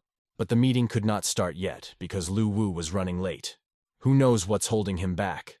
Lack of self-discipline. Bai Li? Personally, when he finally appeared in the hall arm in arm with Bai Li, he explained his delay by traffic jams. No matter what, now that everyone is together, it doesn't matter. Since Wu Gui did not expect Lu Wu's sister to appear, Bai Li somehow had to be placed next to her brother. Now the negotiations have begun. Alice immediately explained the essence of the new technology and its value for the market, after which she suggested moving on to the discussion of the actual deal. Of course, Bai Li wasn't too interested in all these subtleties, so she dozed off on Lu Wu's shoulder, waiting for the adults to agree on everything among themselves. Alice's only condition is an annual payment in the form of 20% of the company's profit, a huge amount. Such an audacious proposal momentarily shocks everyone present and forces them to engage in heated debates with each other and with their superiors. Meanwhile, Alice continues to push her claim and put pressure on the developers, because she believes that she has all the aces up her sleeve. In this situation, only Lu Wu, who is particularly interested in not spending money, finds the courage to immediately refuse such an insolent offer. When it came to money, even Bai Li woke up and supported her friend. The director was afraid that the whole deal would fall apart because of him, so he tried to talk Lu Wu out of flatly refusing, instead offering to continue negotiating until a compromise was reached that would satisfy both parties. Alice also insists on this, because it is beneficial for her that the technology is used in such an ambitious and popular game as War in the Network. But if you have to pay, Lu Wu will not agree to this at all, and will find literally any other way just to save his yuan. On his way home, Lu Wu checks out how the game's new live streaming feature works. He runs into a player who has decided to conduct an unusual experiment, to tame a corpse wolf. Although almost no one believes in his success, especially after many failed attempts, almost 40,000 people still gathered for the broadcast. Even the developers of the game are now wondering if he will be able to achieve his goal, because something like this was not foreseen by them. Finally, the hero manages to bind the creature to completely limit its movement. After that, he's going to attack him until the wolf's hit points are close to zero. But an unknown spirit intervenes in the implementation of this plan, which suddenly appears and attacks the players. He looks like one of General Chan's henchmen. The spirit uses its power to disarm gamers and prevent them from fighting or fleeing by grabbing limbs. After that, he hangs triumphantly in the air for some time, as if giving everyone who sees him a chance to get a better look at himself. This spirit turns out to be one of the main servants of the general who participated in his meeting. It seems that he intends to interrogate the heroes and finally learn the plans of the enemies. The messenger starts asking the players questions, but they are so confused that they have many more of them themselves. Therefore, he once again reminds them who is in charge and has the right to ask questions. The gamers are in a desperate situation and have no hope of escape, as the fog that surrounds them is getting tighter and tighter, so that it will soon tear their bodies to pieces. From them, the servant learns about the death of the commander of the demon riders and marvels at their strength. In a last act of desperation, the heroes show courage and challenge Duyan, the guardian of souls, to a duel. Of course, he can only laugh at such recklessness. Then he tries to take the souls of the players by climbing into their bodies with his tentacles from the fog. But he does not succeed, because some powerful force protects the souls of the players and does not let the messenger pass. Duyan gets angry and decides to just get rid of the bodies to see where their souls go after death. He stabs the poor fellows many times to make sure none of them survive, and then begins his surveillance. In a moment, the dead bodies dissolve into the air, as do the souls, which disappear without a trace, much to the displeasure of the messenger, because usually they merge with the surrounding world and become part of it, and this process can be clearly seen. Another squad of heroes appears here. Seeing Duyan's mysterious figure from afar, they mistake him for a traveling merchant, the same NPC created by Lu Wu, considering themselves lucky, since finding a merchant is a rarity, and he also offers extremely profitable deals. Players come closer, hoping to make good money. Approaching the servant, they turn to him with an offer to trade and exchange goods. Such audacity and disrespect for his person both puzzled and drove Duyan to the edge. He almost lost his patience. Still maintaining his outward composure, he asked the uninvited interlocutors one last time about the Ghost Commander's death. But gamers, still perceiving him as a merchant, did not immediately understand what he wanted from them.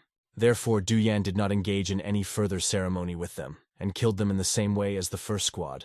Just like last time, the bodies dissolved and the souls went to an unknown destination, leaving nothing for the Keeper of Souls.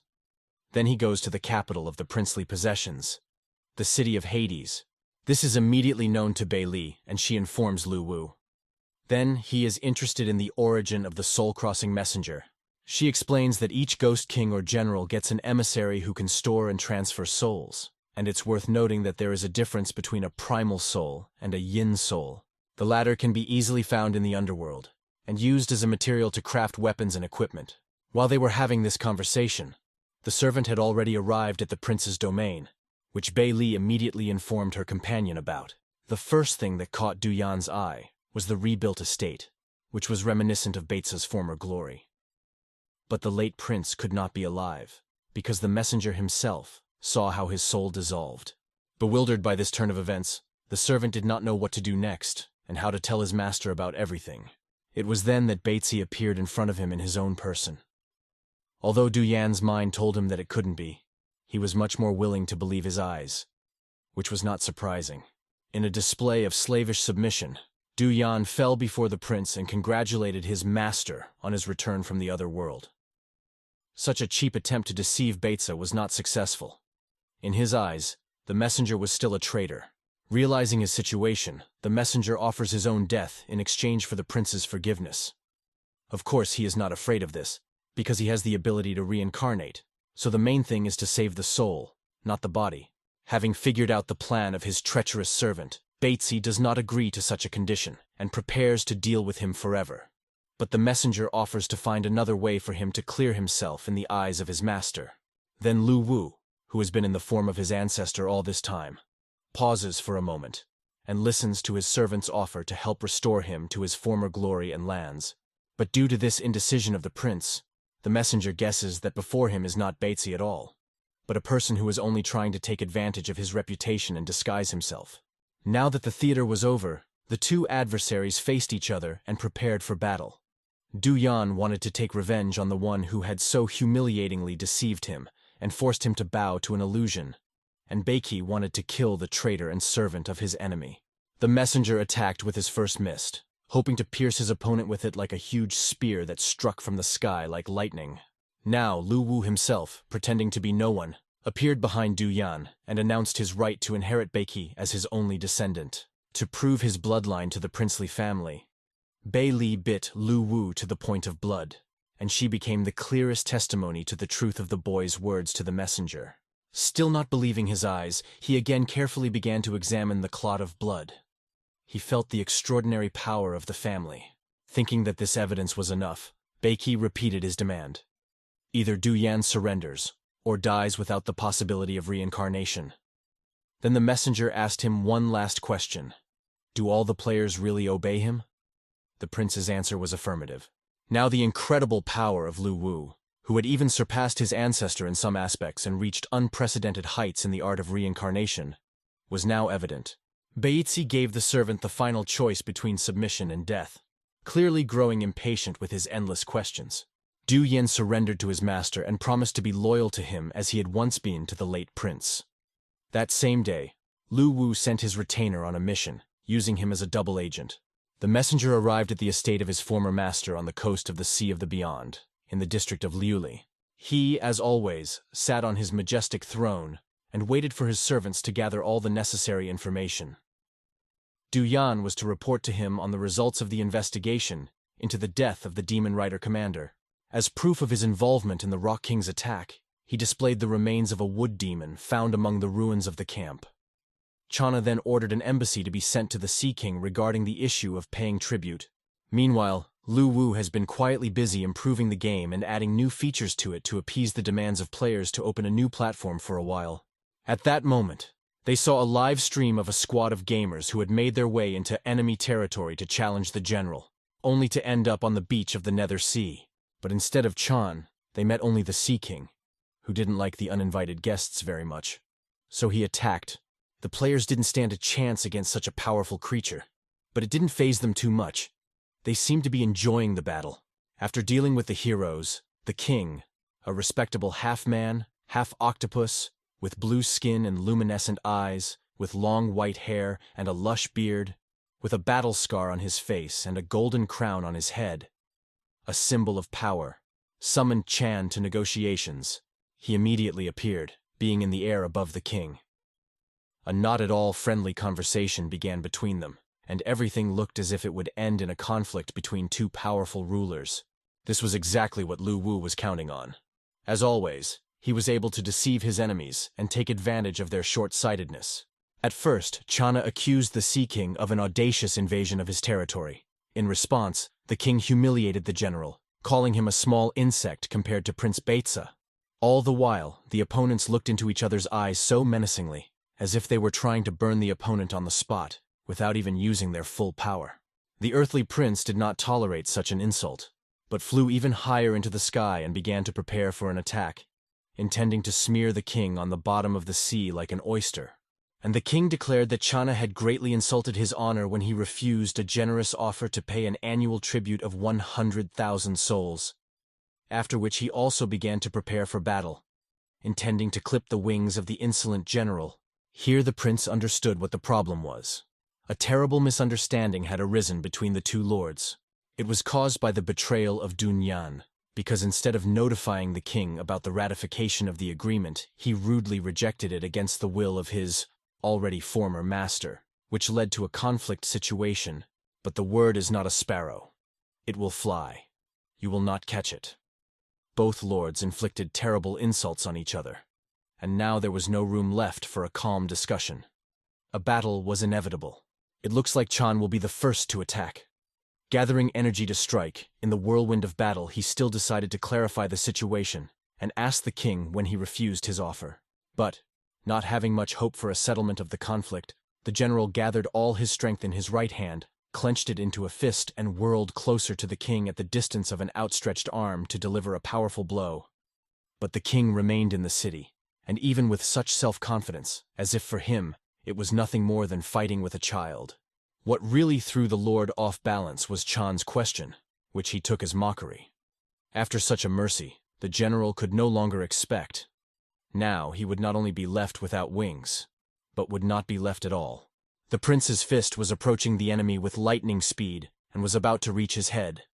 But at the last moment the king placed a powerful barrier in front of him, which absorbed all the energy of the blow. In desperation, Channa tried to throw a left hand, but it was deflected even easier than the previous one. The general had exhausted all his strength. And then the moment came for the king to counterattack. Only instead of swinging his trident or shooting beams, he used what he did best. The elements, powerful waves, literally washed away the owner of the land and began to throw him in one direction and in another. The powerful general was under complete control of the current and was only trying not to drown. In the end, the king directed the water to the shore, and the final blow to Chan was delivered by the rocks that jutted out so uncomfortably, just in the path of the elements.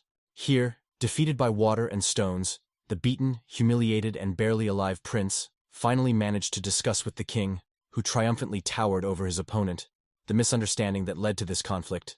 It was then that Channa finally found out what, or rather, who had caused it. The betrayal of one of his closest servants enraged the general, and he vowed to kill the scoundrel as soon as he got to him. And the Tsar continued to mock the grief-stricken prince, calling him unworthy of the inheritance of the great Baitsa. Realizing that he was now in the wrong position, Channa silently endured everything and offered the king to renew their agreement, even in spite of everything that had just happened. He happily agreed, finally mocking his rival when he ordered all the delivered souls to simply be destroyed. Showing heroic and uncharacteristic humility, Channa accepted this offer. Satisfied with the outcome of the battle and business negotiations, the king returned to his possessions in a good mood. But the general had never in his life been humiliated by his subordinate and the Sea King at the same time. Extremely furious, he parted ways with his recent rival and flew back to his estate to lick his wounds. Lu Wu and Bei Li, who were watching this battle, were a little disappointed that it had ended so quickly and yet so clearly in favor of the Sea King. He exceeded all their expectations. Although Bei Li said that Beiki was once so strong that he could dictate his terms even to him. Unfortunately, those days are long gone. Although even in this day and age there are such monsters with whom the Grand Duke himself would not risk becoming, such as the Lord of the Sea of Illusions Banzi. It is even possible that he will become Lu Wu's enemy in the future. A war with Chan would seem like child's play compared to this. Therefore, a proposal was put forward after the capture of the coast, to start building its own powerful fleet, which would be able to restrain even such enemies as the Sea King or Banzi. But for now, these are only distant plans. Bai Li plans to explore the library first. There's even a ghost ship design. A ghost ship is a special type of vessel that is able to absorb only the spiritual materials of heaven and earth and transform them into the desired form. Thus, as long as the core of the ship is intact, it can always be restored by feeding these same materials. Therefore, such a ship is very convenient for players, since it is not only practically immortal, but also provides ample opportunities for customization. This will give Lu Wu the opportunity to establish his dominance over the sea spaces, creating a powerful, indestructible fleet that he so dreamed of. Unfortunately, such ships are very expensive, as much as 500,000 coins, which is clearly beyond Lu Wu's wallet. Therefore, you will have to look for a new way to earn even more coins by selecting players, The thought of opening his own auction house where players will be able to trade various items with each other much more easily comes to Lu Wu's bright head. Of course, you will have to pay a 20% commission for each transaction. Now that the idea is approved, Bai Li can start making it a reality. The next day, Lu Wu had a not-so-pleasant awakening. When he opened his eyes, the first thing he saw was Bai Li standing over his bed with a dagger. The whole dream was lifted, as if by hand, and he jumped out of bed in an instant. You rushed to the other end of the room. As it turns out, Bai Li was able to buy a Zun ancestral curse clan relic from one of the players, which can now finally be used to modify the assassin class. This dagger comes from the ancestral cursed Shun clan, a powerful race associated with hell. Each member of this clan was a born killer, and, in addition, could summon demons to their aid. They killed everything they saw, but did not recognize Bates's authority. It is obvious that the prince did not like this, and he gathered a powerful army to deal with the unruly people once and for all. But some relics remained from this clan. Now to apply them, Bai Li proposes to go to hell and create new paths of development for the assassins. Thus, in War in the Network appeared Accursed, who possessed the power of curses and the summoning of demons. Assassins could now enter the path of the Night Watcher, which gave them the ability to summon the Night Watcher's aid and increased their stats. Or they could become masters of Abi and gain the ability to fly for a while. Especially diligent ones could even discover the path of the wise Hashin, who enabled them to control their opponents. In addition to all the paths mentioned, there were also 18 demonic forms, so the killers got their own upgrade. Although the transformation was a very difficult and long process, many players have already moved on to new paths of development. However, almost all the chosen ones chose the path of the Night Shifter. Bai Li then tells Lu Wu that the estate has a spirit room that holds the souls of Baiqi's defeated opponents. In addition, the souls of the prince's former associates are buried there. By repairing the building, Lu Wu would be able to gain access to them. Returning to the technology of game warehouses, we find that the company that did not have time to sell its development first was now in a desperate position because it had conceded a lot to its competitors. Trying to somehow solve this problem, the director calls an urgent meeting of the most important people of the company. But none of them can offer anything of value.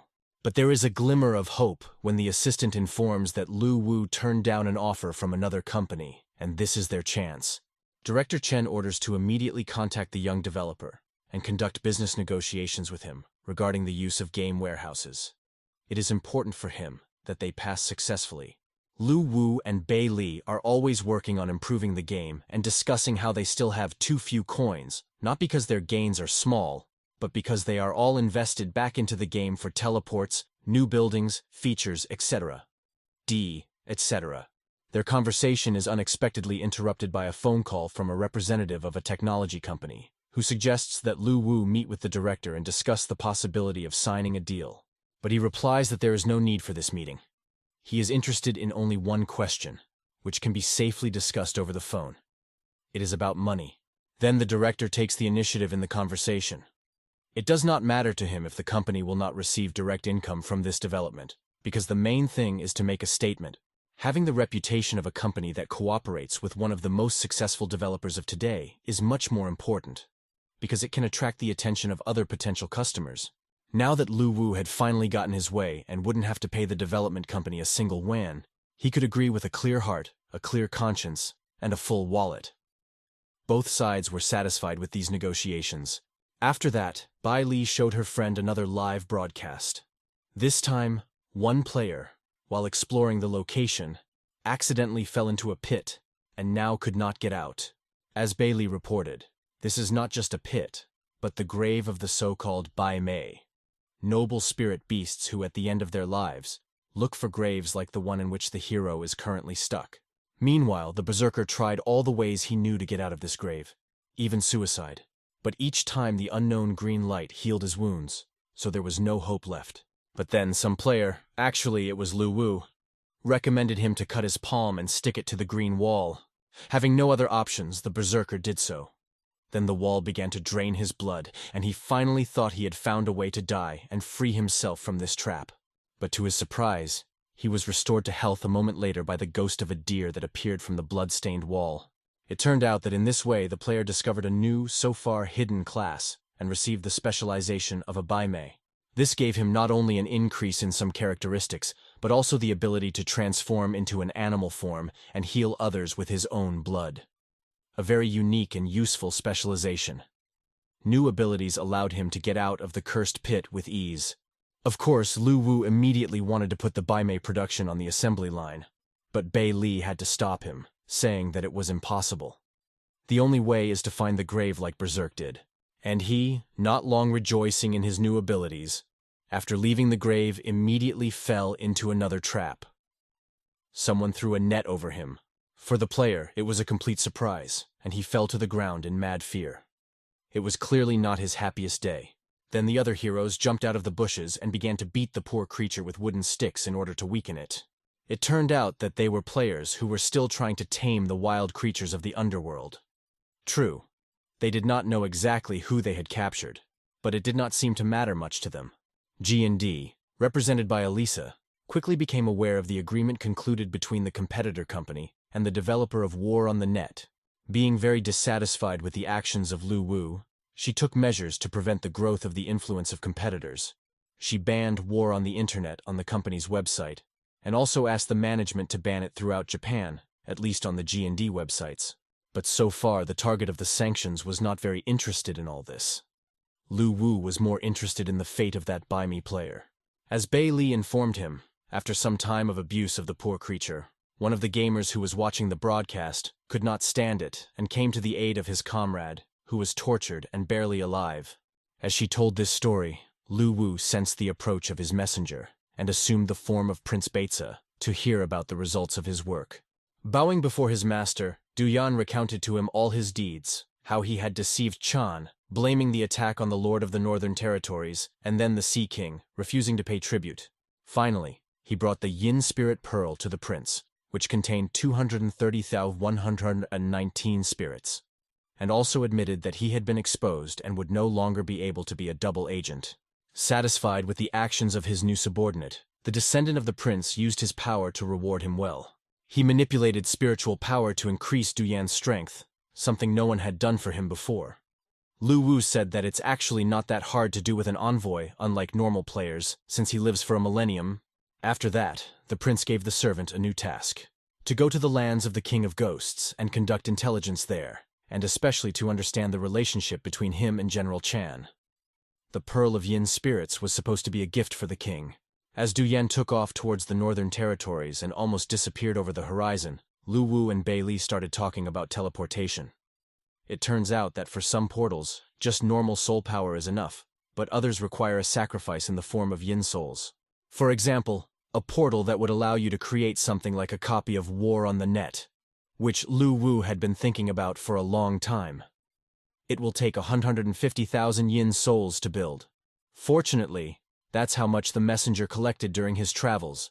Bei Li proposed to call it the Infernal Path, which would consist of 18 levels where demons would live.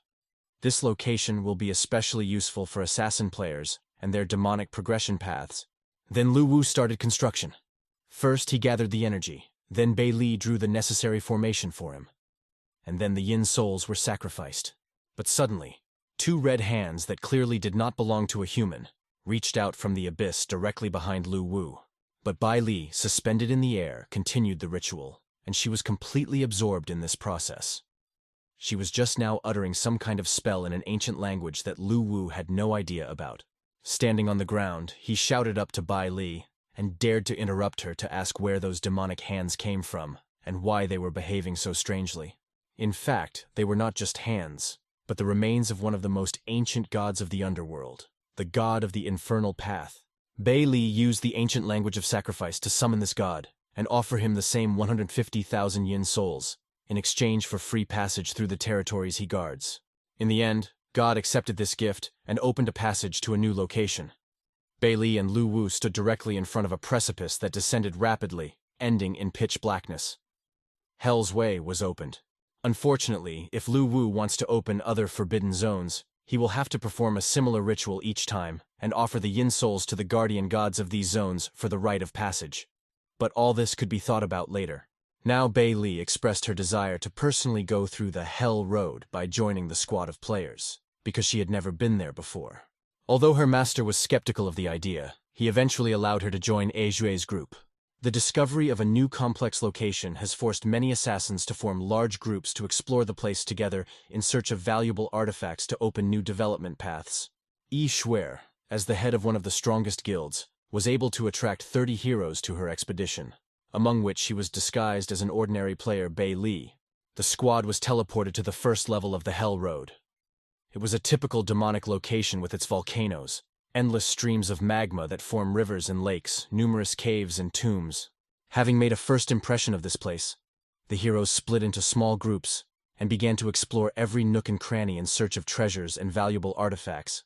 Brother Sui made the most significant discovery. Despite the bleeding he received during the teleportation, he continued to accompany and protect his sister. It was he who found a cave hidden behind a lava fall, in which something valuable should certainly be found. And the squad went inside.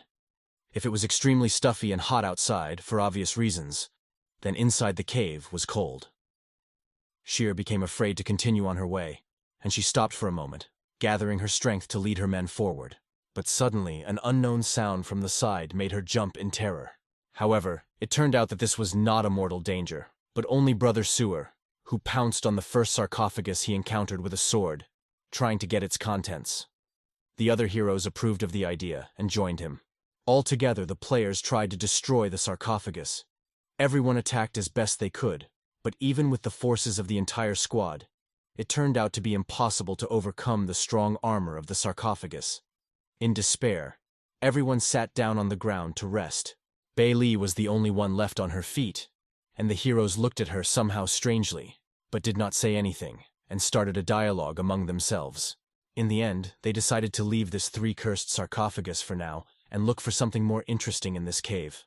Among the main finds, players found 3 stone altars made of the same material as the indestructible sarcophagus, and also a huge urn in which, according to the expert, both very good wine and someone's remains could be found. Realizing that there was nothing to look for in this cave, Sui ordered to abandon the futile search and focus on exploring other places on this level. Bei Li was the only one left. She had her own plan to unlock the secrets of the sarcophagus, and she had absolutely no intention of sharing them with anyone else. After making sure that everyone was gone, the false assassin began to use her magic, using her spell to draw something that looked like a map of the starry sky. Meanwhile, the heroes successfully left the cave. But when they finally came out of it and began to warm the limbs frozen from a long stay in the cold tomb, something very unpleasant happened. From afar, Sui saw a group of 3 heroes running towards them, carrying a majestic red egg covered with strong scales that could only be possessed by one creature on the infernal path. The unfortunates were pursued by a fire-breathing dragon. Of course, he was nowhere near as powerful as the one who had challenged Prince Beitza, but neither Shui nor the others were equal to the late ruler. The sight of the enraged dragon, who wanted his child back, struck terror into the hearts of the heroes. It's time for them to face the first boss of Hell's Path. Sui was the first to pull herself together. Realizing that it was too early for them to fight this boss, she ordered everyone to urgently return to the cave and hide there. She herself immediately carried out her own order and rushed inside at full speed. Her companions rushed after her and soon caught up with her, and the egg-bearing hero was the last to jump into the safety of the cave. The dragon, although he tried to reach it with his long snout, but no matter how much he wanted to, he would not be able to do it. The head was stuck in the passage, and the player was already too far to be burned.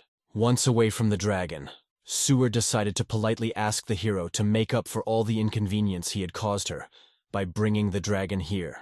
He tried to just as politely decline her generous offer, but Shir didn't wait any longer and stabbed his twisted dagger through his heart, thus dealing a critical hit and reducing his health to 0.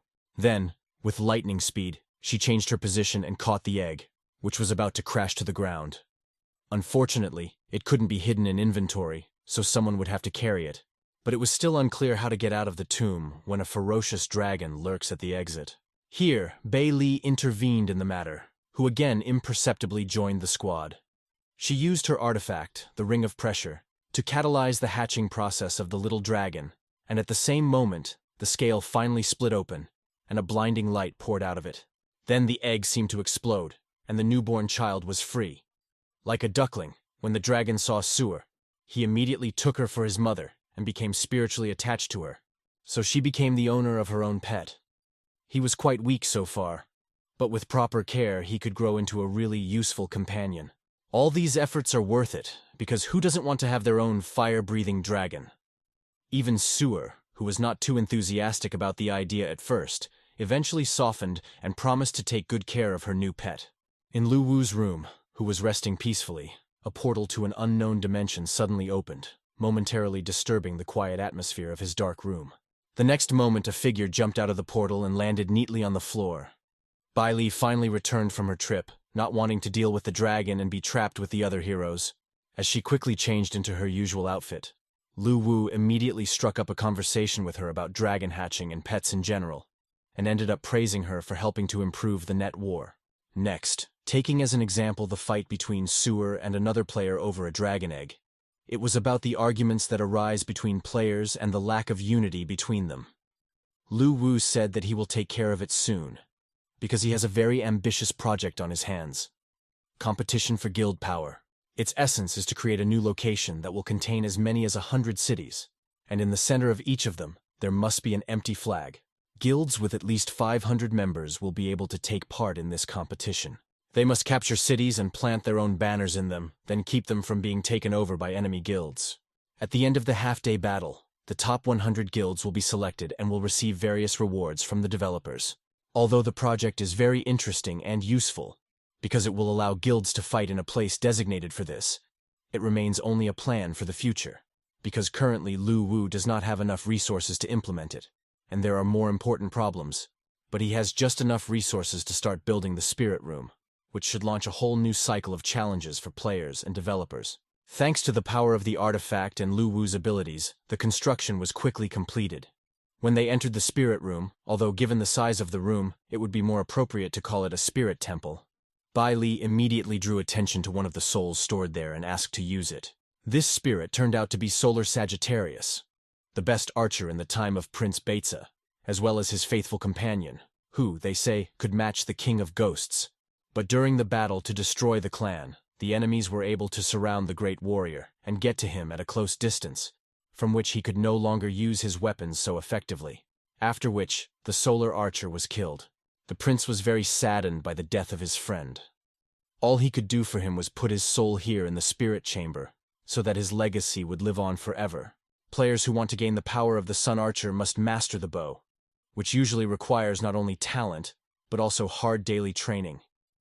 Since Lu Wu can only give inheritance to 10 heroes, they must be selected with the utmost care. Therefore, it was decided to organize a shooting competition, which will consist of several rounds of shooting at static targets at different distances. The total number of participants reached 258,579 people. It will definitely not be easy to win against such competition. One of the candidates turned out to be Ye Chen, Ye Shui's brother. Although he had never held a bow in his life, he still decided to try his luck. Amazingly, he managed to earn the maximum number of points in the first round and go to the next one. And if it could be attributed to luck, Chen's victory in the next round is much more difficult to explain. He himself began to doubt that he did not have extraordinary abilities. But otherwise, as a genius, and not a simple coincidence, an absolute victory in this competition cannot be justified. When the competition ended, the 10 players with the best results were selected to receive the Sun Sagittarius legacy. It consisted of many new characteristics and skills. First of all, this is a mastery of the bow and breath of the sun, as well as Falcon Vision. Falcon Vision allows you to literally adjust your vision to combat needs, whether it is seeing enemies several kilometers from the position, or fighting them at a distance of several meters. Breathing the sun once allowed the Solar Sagittarius to become the best at what they do. So every player must master this technique as well if they want to live up to his legacy. In addition, heroes also gain access to some skills. For example, Solar Scattering allows you to fire 5 arrows at the same time, dealing damage to enemies at a distance. Gliding Step gives the player extreme speed and agility at short distances to run away from enemies or dodge their attacks. Finally, the Arrow of Destruction allows you to fire an extremely deadly and destructive shot from the sky in the event of an emergency. So it turned out that Ye Chen also became the owner of this inheritance and began to flaunt his unexpectedly discovered talent. But for some reason this time, he couldn't even hit the target, not to earn the maximum number of points, but to return to the old weapon, the dagger. His inheritance did not allow him. It seems that even winning the competition was just incredible luck, not talent. But now it's time to return to the Liuli area and find out what happened to Chan after his defeat in the battle with the Sea King. All the way from the battlefield to his estate, the general accumulated rage against his subordinate, who brought the great lord to such humiliation. When he finally returned home, the first thing he did, as he promised, was to take revenge on Du Yan and tear him to pieces. And then, when he reincarnated, to do it again, and then again, and so on, until he had quenched his own rage. And then he would deal with him once and for all, so that the treacherous servant could never come back to life. But even here, more disappointments and humiliations awaited him. The messenger informed him that Du Yan had not been foolish enough to calmly await his own death, but had instead fled to the lands of the Ghost King, and had also taken with him all the yin souls that equivalent to absconding with the state treasury.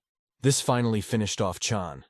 Having no more strength even for anger, and having no one to take it out on, he simply collapsed on his throne, which even seemed to have lost its color, like the entire estate. For some time he did not move, being completely in the power of despair, and the situation was truly terrible. At least because the general had promised to pay the Sea King 100,000 yin souls, and now he had none. What the king will do with him, when he does not wait for his tribute, is scary even to imagine. On the other hand, Chan no longer had the opportunity to carry out his plan to destroy the Ghost King, because he did not have the resources to do so. Despite this, the prince soon regained his composure and regained his resolve. The messenger suggested that he conduct a temporary deployment and concentrate all his forces on the implementation of Chan's plan. As a result of this plan, he would have to either regain all that he had lost and become the master of Beitza, or die. The general accepted this advice and ordered immediate action. Meanwhile, the fame of the war on the internet spread throughout Japan, and often news from it was discussed even more often than from real life. So once an old fencer heard about the game, in general, she did not interest him very much. But when he heard from two men that he could find a worthy opponent there, he immediately decided to play her. Lu Wu, tirelessly working on his creation, developed concept art for new NPCs. One of them was to become a chef, and the other an alchemist, who would teach players herbalism and potion brewing, including poisons. At this time, he received a call from an old acquaintance, the director of Wugoi, and congratulated the creator of War on the Net for the first place in the contest for the best game of the month, and at the same time decided to remind him about the soundtrack, although Lu Wu would rather not think about the costs of its creation. In order to earn money for it, Bei Li suggests launching a crowdfunding campaign. At the same time, Lu Wu thinks of adding a clothing customization system to make each player more individual and to encourage people who appreciate this option in video games. Their attention is diverted from this problem by the usual source of various interests, live broadcasts. This time there was to be a duel between a swordsman who had just created his own character and a famous player who had defeated many enemies in duels. At first, the player tries to talk the opponent out of the battle, referring to his low level and suggesting that he come back later. In response, the swordsman calls him a coward and claims that a true warrior would never refuse a chance to prove himself. The player takes this as an insult to his honor. Now he is determined to punish the impudent. By mutual tacit agreement, both opponents rush towards each other at the same time, quickly reducing the distance. The swordsman unsheaths his katana, and the player readies his sword to strike. Opponents cross blades in a deadly dance, but it turned out that a healthy sword is not the best weapon for such fights. Although it is powerful enough, but at the same time, very heavy and inconvenient to use, so the swordsman easily dodges the first blow. After which, he uses his light katana. With it, he inflicts numerous blows from different, often unexpected angles. All that remains for the player is to try to repel as many attacks as possible with his sword. But in the end, he has to retreat. He himself was covered in wounds, and he was unable to reach the skilled swordsman. Then he decides to use his abilities, hoping to win another way. The hero rushes into a desperate attack, a second time trying to kill his opponent with one powerful blow of the sword. Just then, Bei Li feels an inexplicable vibration in the spirit room. The matter was done. The hero lay in front of the swordsman and showed no signs of life. Gradually, his body dissolved, and nothing else reminded of the battle that took place here. Jian won an absolute victory without taking any damage. Then he suddenly felt the presence of some spirit. The game informed the swordsman that he had become worthy of obtaining the sword heart and the 10 magic swords skill. Neither he nor Lu Wu, who saw everything from above, did not understand what was happening. Bei Li then explained that the player received the legacy of a great warrior from the spirit room. Not all of them can be simply given away, like the soul of a solar Sagittarius. Certain, often very specific, conditions must be met to obtain some. To understand the conditions of this spirit, we can look into its past. Once upon a time, 2 warriors met on the edge of the Dragon Kingdom, on top of Mount Fuhu. One of them was the same spirit. He wanted to avenge his father's death, and for this, he first had to master the sword extremely well in order to be able to overcome his opponent in a fair duel. Now that time has come. As was the case with the swordsman, the warrior tried to talk the spirit back, citing his lack of talent. He gets angry in response, because he even had to leave his own family for the sake of training with a sword, and takes out his sword from its scabbard, after which he strikes the enemy with a powerful sweeping blow. But the opponent, being a master of his craft, catches all the blows of the opponent, and does not allow his sword to touch his own body. He suggests that he stop because his swordsmanship is very unstable. But this doesn't stop the spirit, and he continues to swing his weapon at breakneck speed, trying to catch his enemy off guard at least once. But in the end, the warrior dares to strike back. A spirit that completely forgot about defense and focused all its efforts on attack alone did not expect this attack, which is why it turned out to be extremely effective. With one swing of the sword, the warrior defeated the spirit. As he lay in front of him in a pool of his own blood, the hero advised him to give up swordsmanship, until he finally went astray and returned to his family. This story was somewhat similar to the story of the swordsman, so the spirit chose him to continue living. The more such players will join Lu Wu, and otherwise they can't because of the specifics of the artifact's work, the stronger his army will become, because they are all powerful warriors who have received abilities from the best fighters of the past. Who doesn't want to have 10 sun archers in their army, even if one of them is Ye Chen? Yes, Lu Wu's power was growing day by day, something that cannot be said about Chan at all. It's likely very soon that an army of pro players will simply tear apart whatever armada the general still has left. And then Lu Wu suddenly realized how powerful this artifact was, because with it, he could take over the whole world. This made the future ruler think about Bei Li's past, which she had never told. How did she know so much? Why did she have such power? What was her relationship with the late prince? Lu Wu asks her these questions directly, not wanting to hide his interest. But Bei Li suddenly tenses up. Her gaze starts to run around the room, and you can almost see the sweat running down her forehead.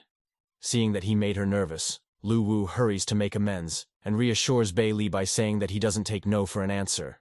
Bei Li is then moved by this act of kindness, because no one in her life has treated her like Lu Wu. There are tears in her eyes, but it's hard to tell whether they are from nerves or joy.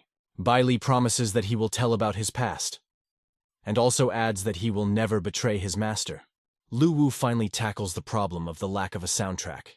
He places an ad on the forum, where he calls on authors to send him their own songs, and in exchange promises a choice of either 3,000 coins or 1 million yuan. At the same time, Lu Wu does not betray his principle of not paying for anything. Knowing that soul coins are in short supply, he put as much as 3,000 as a reward, so each player will choose exactly them. Even if he will not use them, he will be able to sell them, and much more expensive than for 1 million. Balun, a student studying abroad, takes on this task.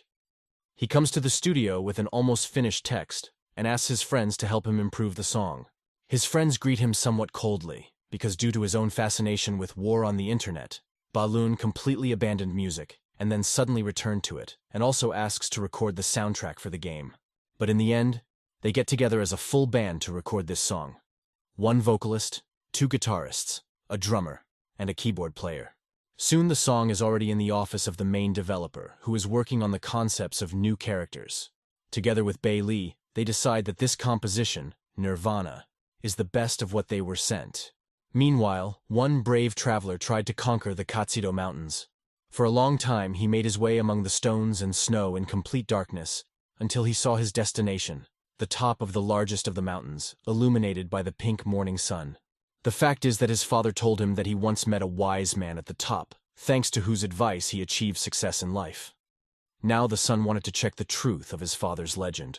When Gu Yu finally reached the top, there was indeed a white-robed man standing calmly. As the traveler addressed the figure, it slowly emerged from its meditative state, as if consciousness had passed through many worlds before returning to the body again. He confirmed that he was the master that Gu Yuan once met. After that, he led him along a narrow stone path even higher into the mountains, and at the same time told him that Gu Yuan not only came to him for advice, but also saved his life. The master brings Gu Yu to his home, where there are neither clothes nor food. The traveler asks Qi Ming to open the way for him and help him realize his own talents. He replied that Gu Yuan's son was an untalented businessman, but he would help him preserve his wealth with a special ritual. Then the master began the ritual, appealing to the 5 ghosts of fortune for help. Suddenly the entire residence was enveloped in a mist that looked like a starry sky, and right in the middle of where Qi Ming was standing, a portal to an unknown dimension opened. Everything around began to spin and move as the master spoke the words of appeal, to invoke supernatural powers and lure ghosts. He bit his finger and spilled blood into the hole. Suddenly, from the portal formed in the floor of the den, strange creatures appeared, very reminiscent of standard mobs from War on the Net. The ghosts did accept the blood as a sacrifice, and left the underworld at the master's request. They began to circle around him, temporarily subject to Qi Ming's will. But in one moment, everything disappeared. The portal, monsters, blood, and even the chair, which had been flying around the room before, was back in its place. The master announced the completion of the ritual. However, this did not surprise Gu Yu at all, a seasoned player who had killed hundreds of such monsters. And he knew better than anyone that these mobs could not bring luck, but only soul coins. Sensing deception somewhere, he tried to bring Qi Ming to light, and immediately told him that there was a virtual projector somewhere in the room. The master was genuinely surprised by this statement. He had never played Net War, and had no idea about it. But he had indeed used his power to contact the underworld. Of course, it was much easier for the traveler to believe that he was just being tricked by a charlatan than that the game world was real, and it was the developer who shamelessly manipulated his soul and mind. To Qi Ming's surprise, his client was quite knowledgeable about the monsters of the underworld, which he had learned about from the handbooks handed down to him by his former master. The hermit then ventured to ask Gu Yu about this game, but Gu Yu, thinking he was still being tricked, told the master nothing but the name. Disappointed, the traveler left the hut and made his way back to the civilized world. Qi Ming, who believed that after so many years of training and meditation, nothing could shake his mental balance, suddenly felt himself losing it, and his soul began to chaotically rush in different directions, causing a whirlwind of emotions. He must try this game and find out the truth. They called one rich man. He was playing golf at the time, but when the assistant said that his grandfather was calling from an encrypted number, he just couldn't help but answer. As it turned out, Qi Ming took out a phone from the corner of his house and called his grandson for the first time in many years. And that only in order to ask about the essence of the game, which the traveler told him about. Although the rich man had never heard of this game, he quickly learned about it from one of his subordinates and told the essence to his grandfather. This call surprised the grandson, who last saw his grandfather before the death of his own father, when he came down from his mountain for the first time in many years. Also, it was thanks to his grandfather that he became rich. Not satisfied with such a short description, he said that in a few days he would visit a relative to try it out for himself. Meanwhile, Bei Li's message that another cultivator had registered for the game made Lu Wu wonder. How come there are people who can travel between the ordinary world and the underworld? Then very quickly, his deception will be revealed. But Bei Li reassured him, saying that only immortal beings can travel between worlds, and humans are not capable of such a level of strength. And all immortal beings have long lived in the underworld. Therefore, Lu Wu is not in danger. Qi Ming finally registered in the game, choosing the mage class. He was shocked by the realism of War on the Net, because not only the sensations were very natural, but the world itself completely corresponded to what the master read in the handbook. He was even able to see with his own eyes a monster that he had only seen in illustrations before. After finishing his gaming session, Qi Ming took off his VR helmet with trembling hands. An expression of complete incomprehension of what was happening froze on his face. His mind could be seen trying to put together all the pieces of the puzzle and answer the question. How could the game simulate the underworld so accurately? But he just wasn't capable of it. In the end, the shout of his grandson, who had been standing with a whole crowd of his subordinates a few meters from his grandfather, brought the master out of his thoughts. Returning to reality, Qi Ming ordered to immediately contact the developer of War on the Net and schedule a meeting with him. He had to get to the truth. For the third day already, the master spent at his grandson's house, continuously playing War on the Net, while the master of the house was engaged in searching for information about Lu Wu. In the end, he was forced to reveal that the developer was an ordinary person with no special past, but Qi Ming refused to believe it. In addition, according to the owner of the house, information about the development team is carefully hidden from the public, which makes Lu Wu's figure even more suspicious. Qi Ming then orders the investigation to stop, as it may reveal something that should remain hidden. To reinforce his position, he makes a slight movement. A green mist just appears from the air. It gathers near the master's bed, and a black outline gradually appears in it. Over time, it becomes clear that this is some kind of creature from the underworld. Qi Ming said that 3 days ago, that is, before he came down from the mountain, the challenge of the Darkness Warrior was beyond his strength. But War in the Network had a very positive effect on his abilities. Game experience alone wouldn't allow it to do this, but combined with Qi Ming's years of practice, he was able to greatly expand the possibilities of using magic. That is why the master ordered to finish the investigation. Probably behind this game is not an ordinary person, but an extremely powerful being, with whom it is better not to encounter again. It is even possible that this developer is one of the immortal beings that can travel between worlds. Then, any attempt to bring his plan to light would only lead to bad consequences for the Qi family. Now his grandson also understood the seriousness of the situation and ordered to immediately stop all searches so as not to anger the mighty deity. At Qi Ming's order, he also opened an account for him and transferred a large amount of money into it so that the master could continue his research on net wars. This time he wandered off to Ghost Mountain. The grandson's money allowed him to buy more soul coins and level up.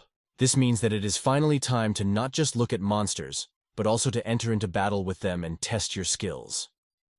The first victim of the master was to become a dark strongman, but no one was going to give him so much loot just like that.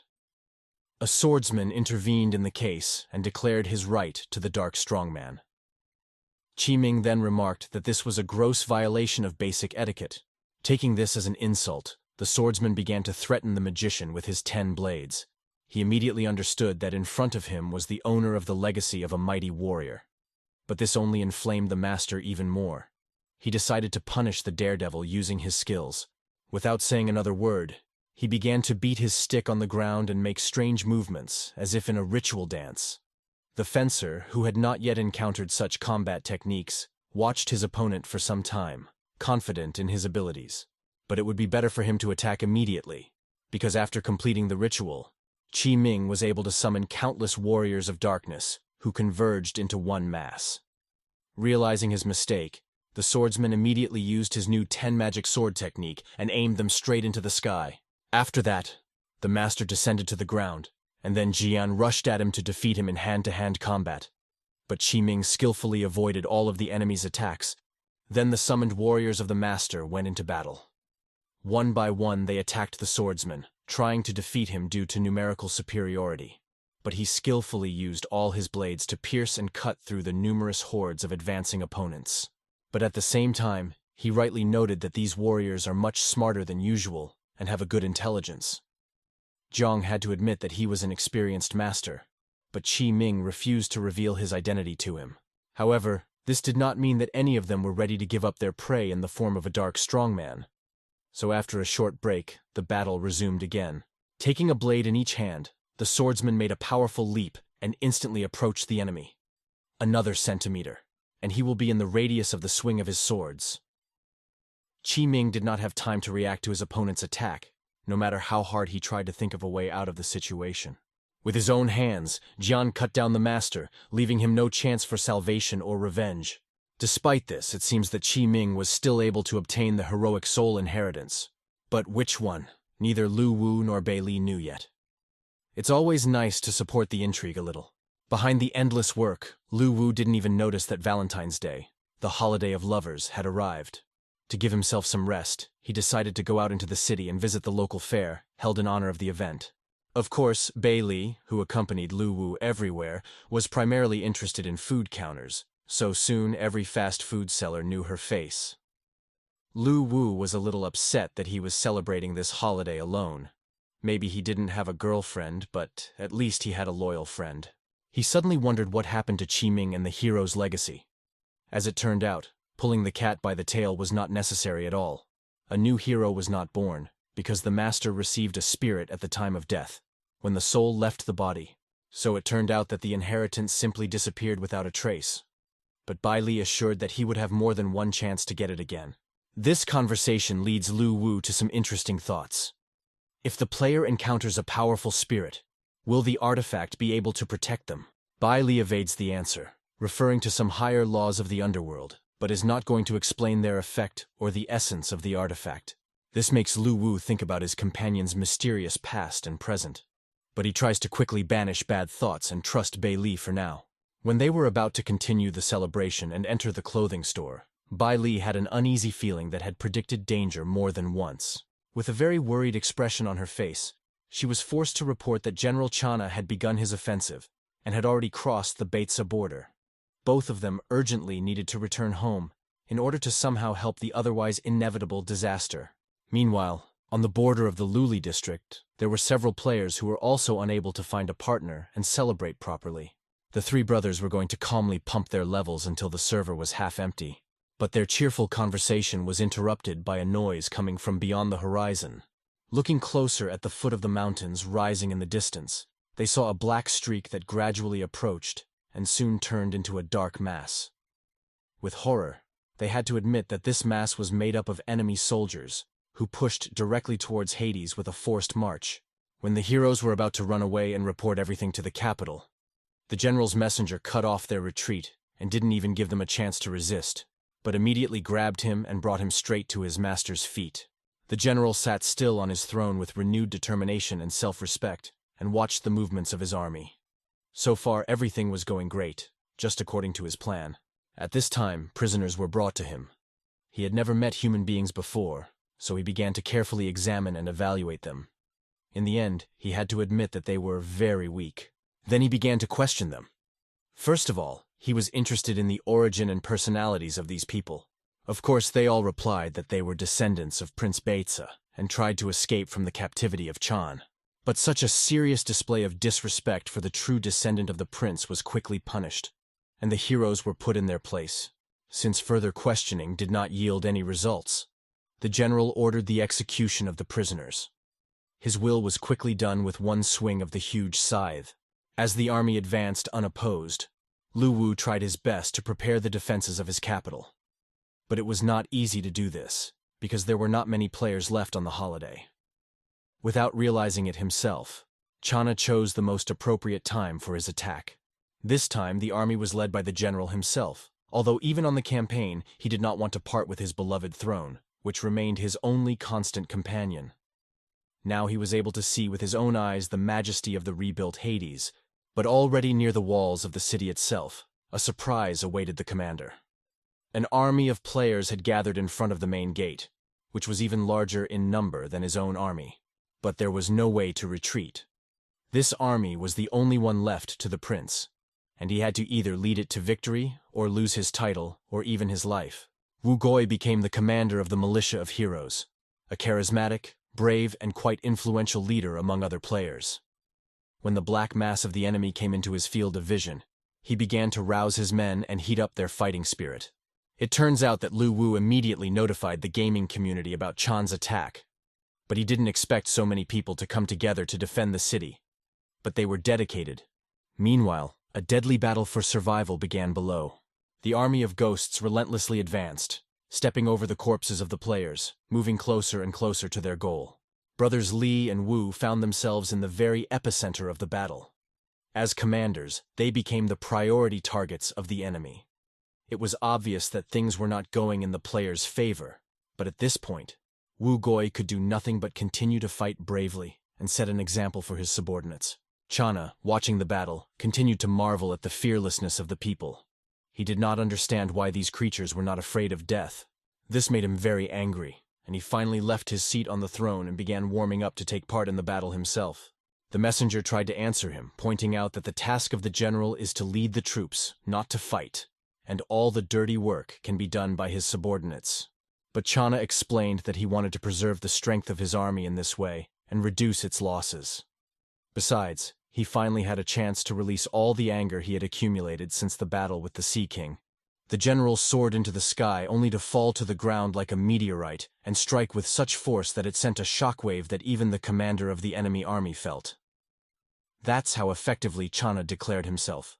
The general scattered the players and then began to kill them until they had time to recover.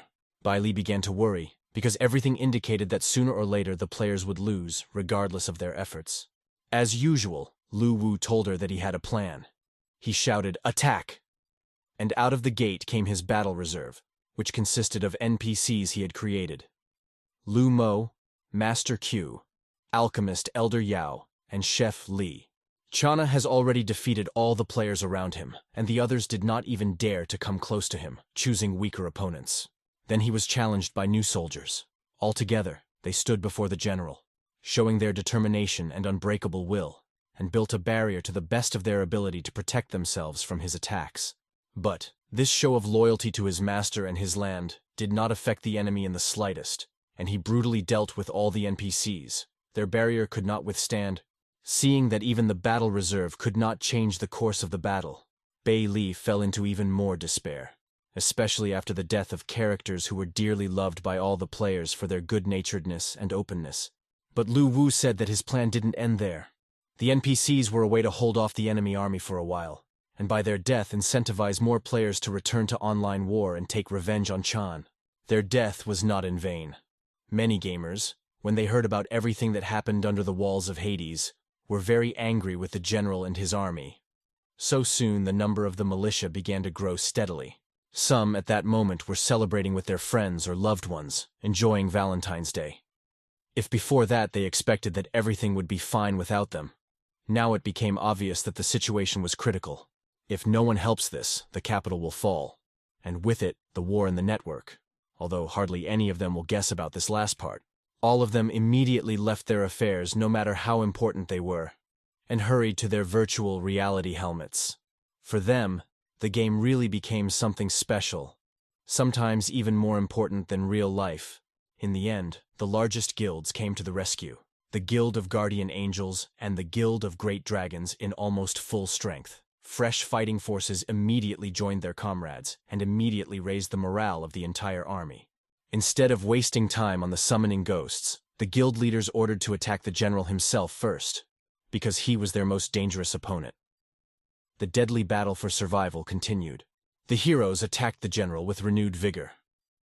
Although so far they had not come close to inflicting any significant damage on him, the endless flow of enemies and their desperate bravery was gradually wearing Chan down. To prevent the players from taking advantage of their reinforcements, the general ordered drums to be beaten to boost the morale of his own troops and organize them for a massive counterattack. But Lu Wu also had his own ways of influencing gamers. The same song, written by a student studying abroad, Nirvana, came in handy here. Hearing the first sounds of a well-known melody, the heroes were inspired by it and went on the attack, preventing Chan's forces from regrouping. Even those who had lost hope of victory a long time ago at this moment cheered up again and supported their comrades. The general's army completely did not expect this counterattack at the very moment they attempted to launch theirs, and this caused great confusion within their ranks, giving the players an even greater advantage. Then the general, being right in the middle of all the action and fending off numerous attacks, in his thunderous voice, began to exhort his army not to despair and to point out that the gamers were attacking them so fiercely only because they were trying to compensate for their weakness. Then began a series of extremely strange events for the general. Zhu'er originally led Yetu's squad, which possessed demonic powers. Channa didn't expect any of his enemies to possess the power of the infernal path that belonged to the cursed clan. At the same time, Guyu, the best rune knight who invested a lot of money in leveling, finally appeared on the battlefield. Having made a powerful jump from the middle of the allied army, he was able to fly right up to the general himself and was already preparing to attack him. In an instant, Guyu's fist collided with the general's right hand with lightning speed, which he put out too late to put up a protective barrier. The blow instantly pinned the monster to the ground. Quickly retreating, Chana asked himself again where the enemy army had such powerful warriors with ancient techniques. But the surprises did not end there. Somewhere high above the field, Jian hovered. He used his 10 swords to kill opponents one by one without even engaging in hand-to-hand combat. The general recognized this deadly sword path technique that was now mowing down his army like wheat. Finally, the last nail in the coffin lid was the arrow bombardment, which was arranged by the solar archers. They directed their attack at the rear of the army, so as not to harm their own and destroy the enemy's combat reserve. And it worked. In the place where not long ago there were whole regiments of ghosts who were about to replace their comrades in the front ranks, only ashes remained. Here, Chana finally realized that at this rate, Batesy himself would soon come. And then there would definitely be no hope left. Not only for victory, but even for escape. Meanwhile, the ranks of heroes continued to grow. Here comes Qiming. Despite his recent defeat, he was an extremely strong enemy. The master decided to knock out a wedge with a wedge, so he directed his own ghosts against the general. In addition, the player who took on the form of a dog now acted as a healer for the whole army, especially helping out in the hottest spots. And Wu Gui continued to command not only this entire armada, but also the forces of the guild itself. He led them into an attack, hoping to cut his way to the enemy commander and give him a duel of commanders. The endless battle continued for another 4 hours.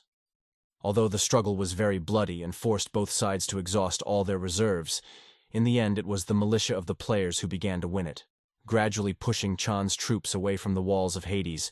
Even the usually optimistic messenger was now in despair. It was clear to everyone that there was no way to win this battle. Their defeat was only a matter of time. Although Chan didn't like it, he had to decide on a tactical retreat, even though there was nowhere for them to retreat. Still, there remained a better chance of salvation than if he had continued the futile struggle.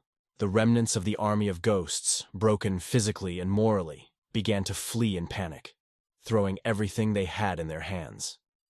Seeing that there was no hope for his army, the commander himself no longer burdened himself with trying to command this rabble. For 8 hours the retreat continued, and that was how long the players chased after the general before finally finishing him off. He hoped that sooner or later they would abandon this plan and return to Hades to celebrate the victory, but all his hopes were dashed when he reached the shores of the Nether Sea. This is a battle not for life, but for death. If Kana lost, now he must die there and then. The general himself began to realize this. Therefore, he prepared to give the last battle to the troops of Prince Baitsa. The players almost reached him, killing all the ghosts that still remained with their commander. The messenger began to encourage the general to finally come up with something to save the situation. But instead of answering, he flapped his wings and rose into the air, heading away from the battle. The messenger asked to take him with him, but Chan ignored this request. So at the same moment the Rune Knight crushed his head and then jumped to catch up with the enemy. He struck again, but this time the monster was ready. He spun sharply in the air, thus infusing his fist with even more energy, and punched Gu Yu with all his might. He couldn't stand it and died, but he still forced the general to descend to the ground again, so his sacrifice was not in vain. Once on the seashore, Chana was going to run away again immediately, but the players were faster. From above, Jean began to attack with his swords. Numerous blades made more than one hole in the prince's body. One of the masters of demonic power had to complete the work, but when death almost reached Chan, a mad thirst for life awoke in him. He exploded. Everything in a 10-meter radius around him was killed, including the swordsman and the assassin, and the shockwave temporarily delayed everyone else who wanted to finish off the Baitsa traitor. Chana himself miraculously survived this explosion. He lay on the ground, exhausted, all traumatized, pierced by swords, slashed and hacked by axes, wounded by splinters and spells, with barely functioning wings. But the most important thing was that he remained alive and did not want to surrender to death. With the last of his strength, the Lord got up and, taking advantage of the moment, jumped into the air and spread his wings. He had only one hope: to flee across the sea of the netherworld. There he can recover his strength, come back and try again. None of the heroes would have been able to get it at such a height, although one still could. Ye Chen stepped forward, a descendant of the Sun Archer who did not own a bow. Despite this, he decided to try his luck one last time, which had already helped him get the highest score in the competition. Chen stood on the edge of the cliff, took out his bow, and prepared to shoot. This shot was to decide not only how he would be remembered by other players, but perhaps the fate of all the lands of Beitsa. Aiming at the figure, which was getting further and further away from the shore with each passing second, the archer finally let go of the bow, and an arrow flew out with terrible force, all illuminated by the energy of the sun. The general sensed something approaching and turned to see a beam of sunlight aimed directly at him. He refused to accept the obvious truth that he was going to die, but it didn't help him. The arrow pierced his heart. Channa, the great ruler and general, archenemy of Prince Beitsa, died. Ye Chen finally became not just a laughingstock for his comrades, but a true hero of the day. In an instant, the entire army was filled with joy and celebration. Now players, even single ones, had a reason to mark this day in red on the calendar. But Bei Li was probably the happiest of all. For her, it was not just a fun adventure like other players, but an extremely important event that determined her fate. The same was true of Lu Wu, but he did not react as violently. Perhaps he was beginning to adopt the image of a cold-blooded lord. This battle entered the annals under the name Christmas Battle, because it took place on December 25, 2318. For 8 hours, the militia restrained the advance of the enemy troops, and then pushed it all the way to the coast of the Sea of the Beyond, where it dealt a decisive blow to General Chan. Lu Wu did not join his subordinates in celebration, but stood silently at the edge of the cliff from where Ye Chen had just recently fired his shot. Bai Li wondered what he was thinking. Lu Wu then shared his plans with her. The prince was not at all going to be satisfied with this victory. He wanted more. A message was published on the game forum about the temporary closure of the server for repairs. The developer promised players a new update, which will add a new location, the Sea of the Beyond, and with it, the ability to build their own ships. The main types of ships will be the Phantom Battleship, created specifically for player alliances, as well as a ghost ship designed for individual use. As previously discussed, these ships will be pumped by absorbing spiritual materials and can be customized and evolved in various ways. Yes, ships can evolve into monster form. This path prioritizes speed and maneuverability. Its complete opposite is the form of a tyrant, which will allow you to create a literal floating fortress. Especially skillful players can try to combine these paths in the form of a disaster, creating a fast and strong ship. This really has a chance to become a storm of the sea. But at the same time, with each new level, the need for spiritual materials increases exponentially. In addition, the Sea of the Netherworld contains many new artifacts, many of which are related to ship pumping. Also, this reservoir is inhabited by ghost fish, which when absorbed give bonuses or even new abilities. Finally, in the middle of the sea you can find a large number of islands, lost cities and abandoned settlements, which will tell interesting stories about the people who once inhabited them. We should also not forget about the specifics of seafaring, which is completely dependent on weather conditions. Therefore, players must watch not only for natural disasters like storms and hurricanes, but also for current and wind directions.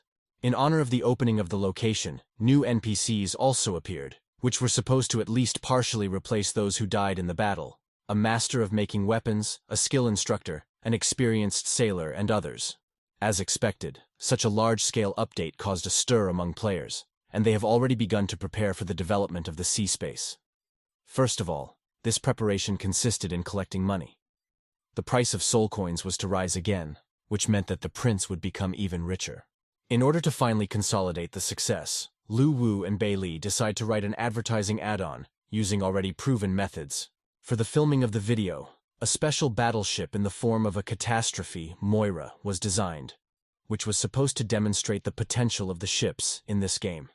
The video began with Moira crossing the eternally stormy sea of the underworld. Bai Li was responsible for filming, as always. Suddenly, the perspective changes, and the viewer watches the ship from the side, all in order to demonstrate the ability, Blessing of the Sea Spirit.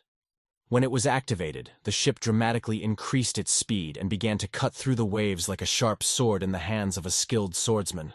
One more turn of the camera, and the viewer can see why the ship needed such speed. Just ahead, a giant kraken came out of the water to completely destroy this work of shipbuilding. But here another ability of Moira came in handy. Tyrant's Strike. Lu Wu, meanwhile, presided over the process from the captain's seat, updating his wardrobe. He now looked like a true master of land and sea. It's time for the final ability.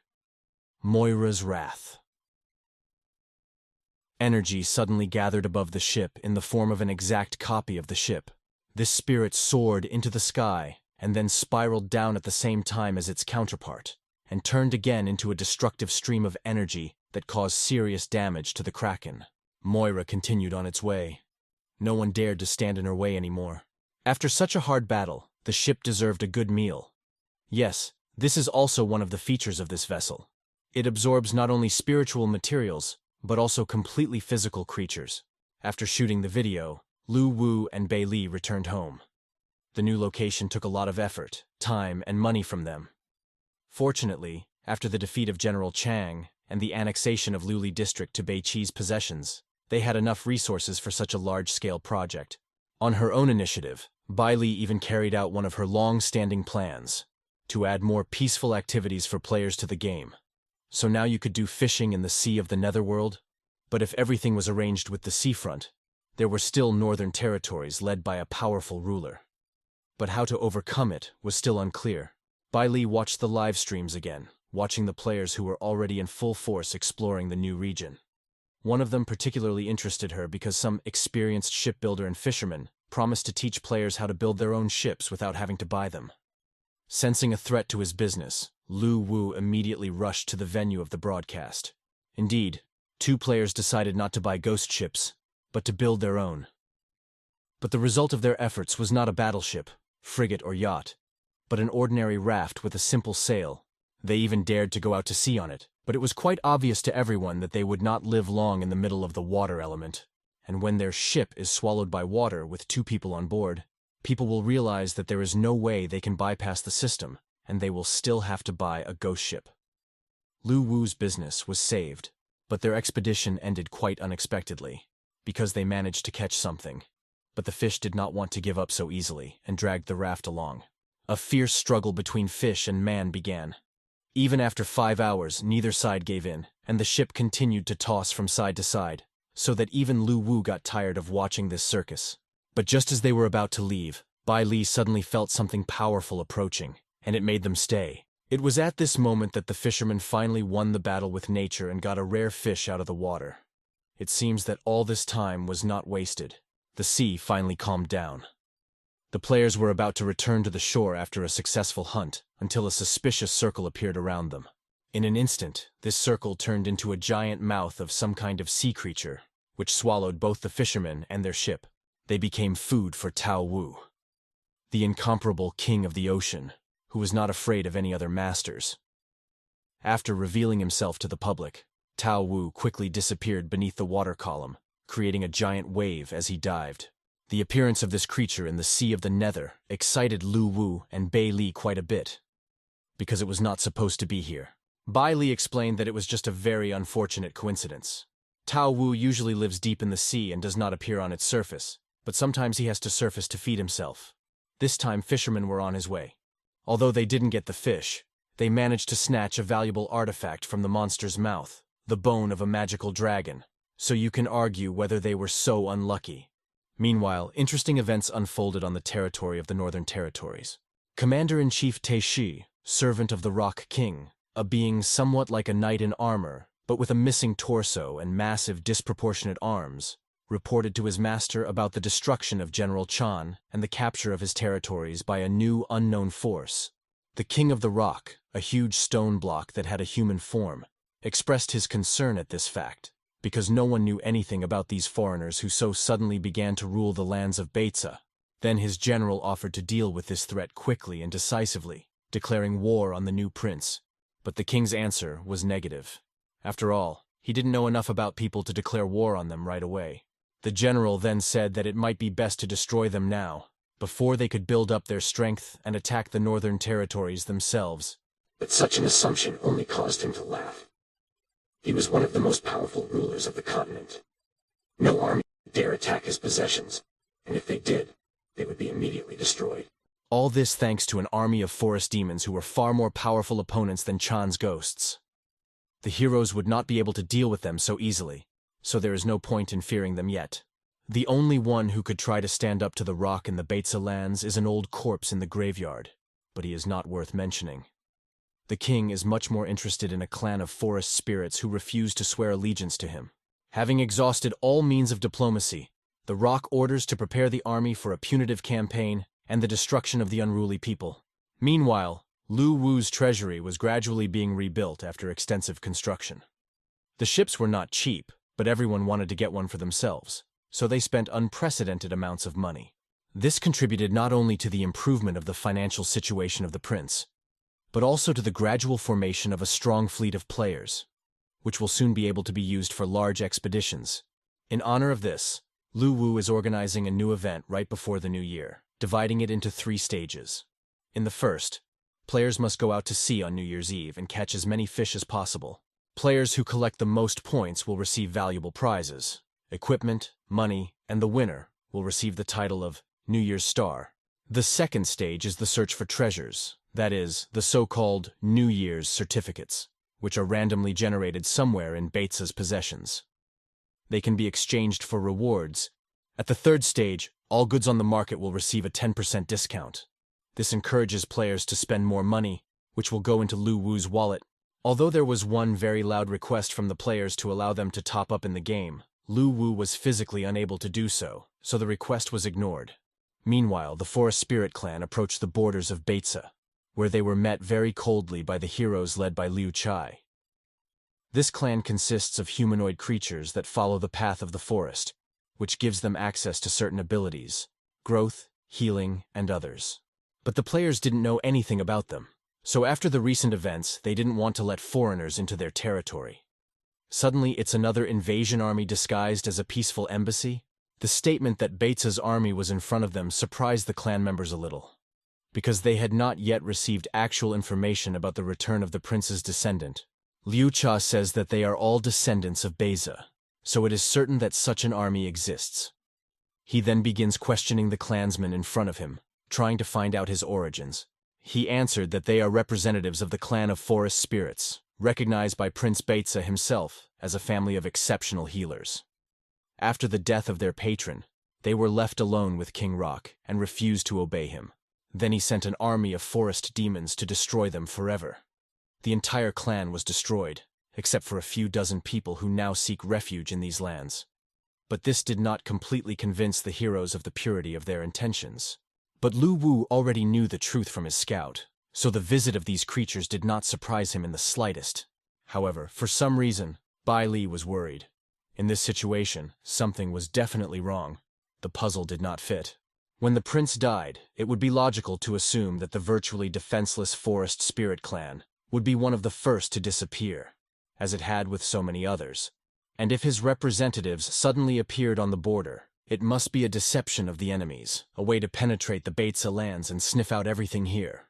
But Lu Wu simplified this statement. Loyal Du Yan told him that the Rock King did not want to simply destroy a clan that could potentially benefit his army, and thus had tolerated its existence in his own lands until now. But over time they began to resist subjugation, so the king destroyed them. All thanks to the unique abilities of clan members in the field of medicine. They are able to treat even the most severe wounds without the use of tools, which makes them extremely valuable in the matter of saving human resources. Now the situation has become clearer for Bai Li, and at the border, the discussion about the fate of those clan members who managed to escape continued. Since the players knew nothing about the refugees' past, they had to rely only on their intuition and decide in the end whether to kill them or let them go. Then Liu Che came up with the best way out of the situation. He ordered the weapons to be confiscated and the spirits taken to Beiqi's butler estate. He must know something. The forest people also did not know about this butler, because even Prince Beitsa himself did not allow himself such luxury. But understanding that this is the best option in this situation, they agreed to the proposed conditions. When the butler saw the forest people, he rushed to them with tears of happiness and began to hug them, extremely happy that at least some of them survived the enemy attack. But no clan member had any idea where this old man had come from, or why he knew them so well. Then the players were finally convinced that they had allies in front of them, and allowed them to move freely through the prince's possessions. Liu Chai tried to start a conversation about other NPCs as well. But the first time the forest people heard about a certain chef there, or Lu Mo, The mention of fallen comrades made gamers explode with anger at the late general and all other enemies, and make a promise to take revenge on all traitors to the throne in the name of Batesa's will and power over the entire underworld. For the Forest clan, all these statements were nothing more than the boasting of overconfident heroes. It was partly so, because without Lu Wu's wise guidance, they would hardly have been able to obtain even what they had. But the reverse was also true. So the remnants of the clan of forest spirits became subjects of the new Prince Batesa, swearing an oath to him in front of the artifact, which made them new NPCs, and quickly merged into the gaming community. They became famous not only for the unique abilities of healers, but also for their divine beauty. Of course, some players tried to get intimate with clan members, so Lu Wu had to establish a new system to regulate this process. He also built a settlement for them on the border of his old possessions and the Liuli district. The impact of new NPCs immediately. So, during the battle with the monster, Ye Chen, who never became a professional archer, was seriously injured. Unfortunately, not even a girl from the Forest clan could heal him. But she expressed her pity and made sure that he could die happy.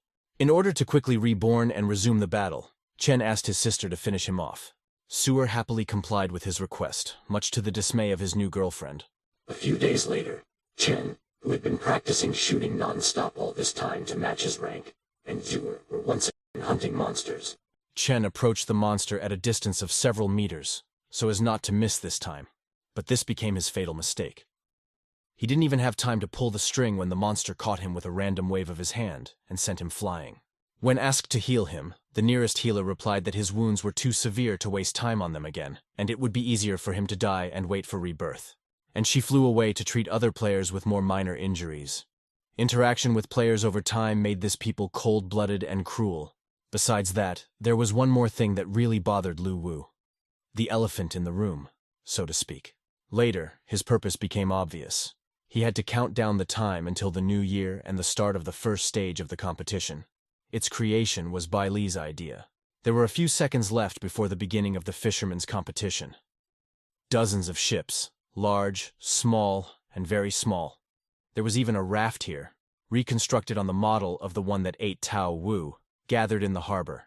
The countdown finally ended, and fireworks flew into the sky, signaling the beginning of the holiday. At the same moment, the ships started moving almost simultaneously, some slower, some faster, but all were united by one goal: to have fun fishing, and, if lucky, to win a prize place. One of the first lucky ones was Sun Chi. In the form of a dog, he didn't even need a rod to catch fish. Just sharp teeth and skillful paws were enough. Other players like Shi Hu weren't so lucky, and looked enviously at their neighbors' boats filled with rare fish. But on this night, no one was to be left empty-handed, not even players as disgruntled as Shi Hu. He suddenly felt a fish peck at his bait, but he thought it was some small thing. Instead, he saw a strange creature with the body of a fish and the head of a dragon. It turned out to be Tian Ao's special fish. According to legend, they were once ordinary fish, although they came from turtles, who wanted to become dragons. They began to jump over the dragon gate to fly to heaven, but the passage to heaven was closed. Therefore, these fish received only the heads of dragons. Not finding a better use for this booty, Shi Hu began to roast it on the fire. As a result, he did not regret it, because the fish was really incredibly tasty, despite its strange appearance.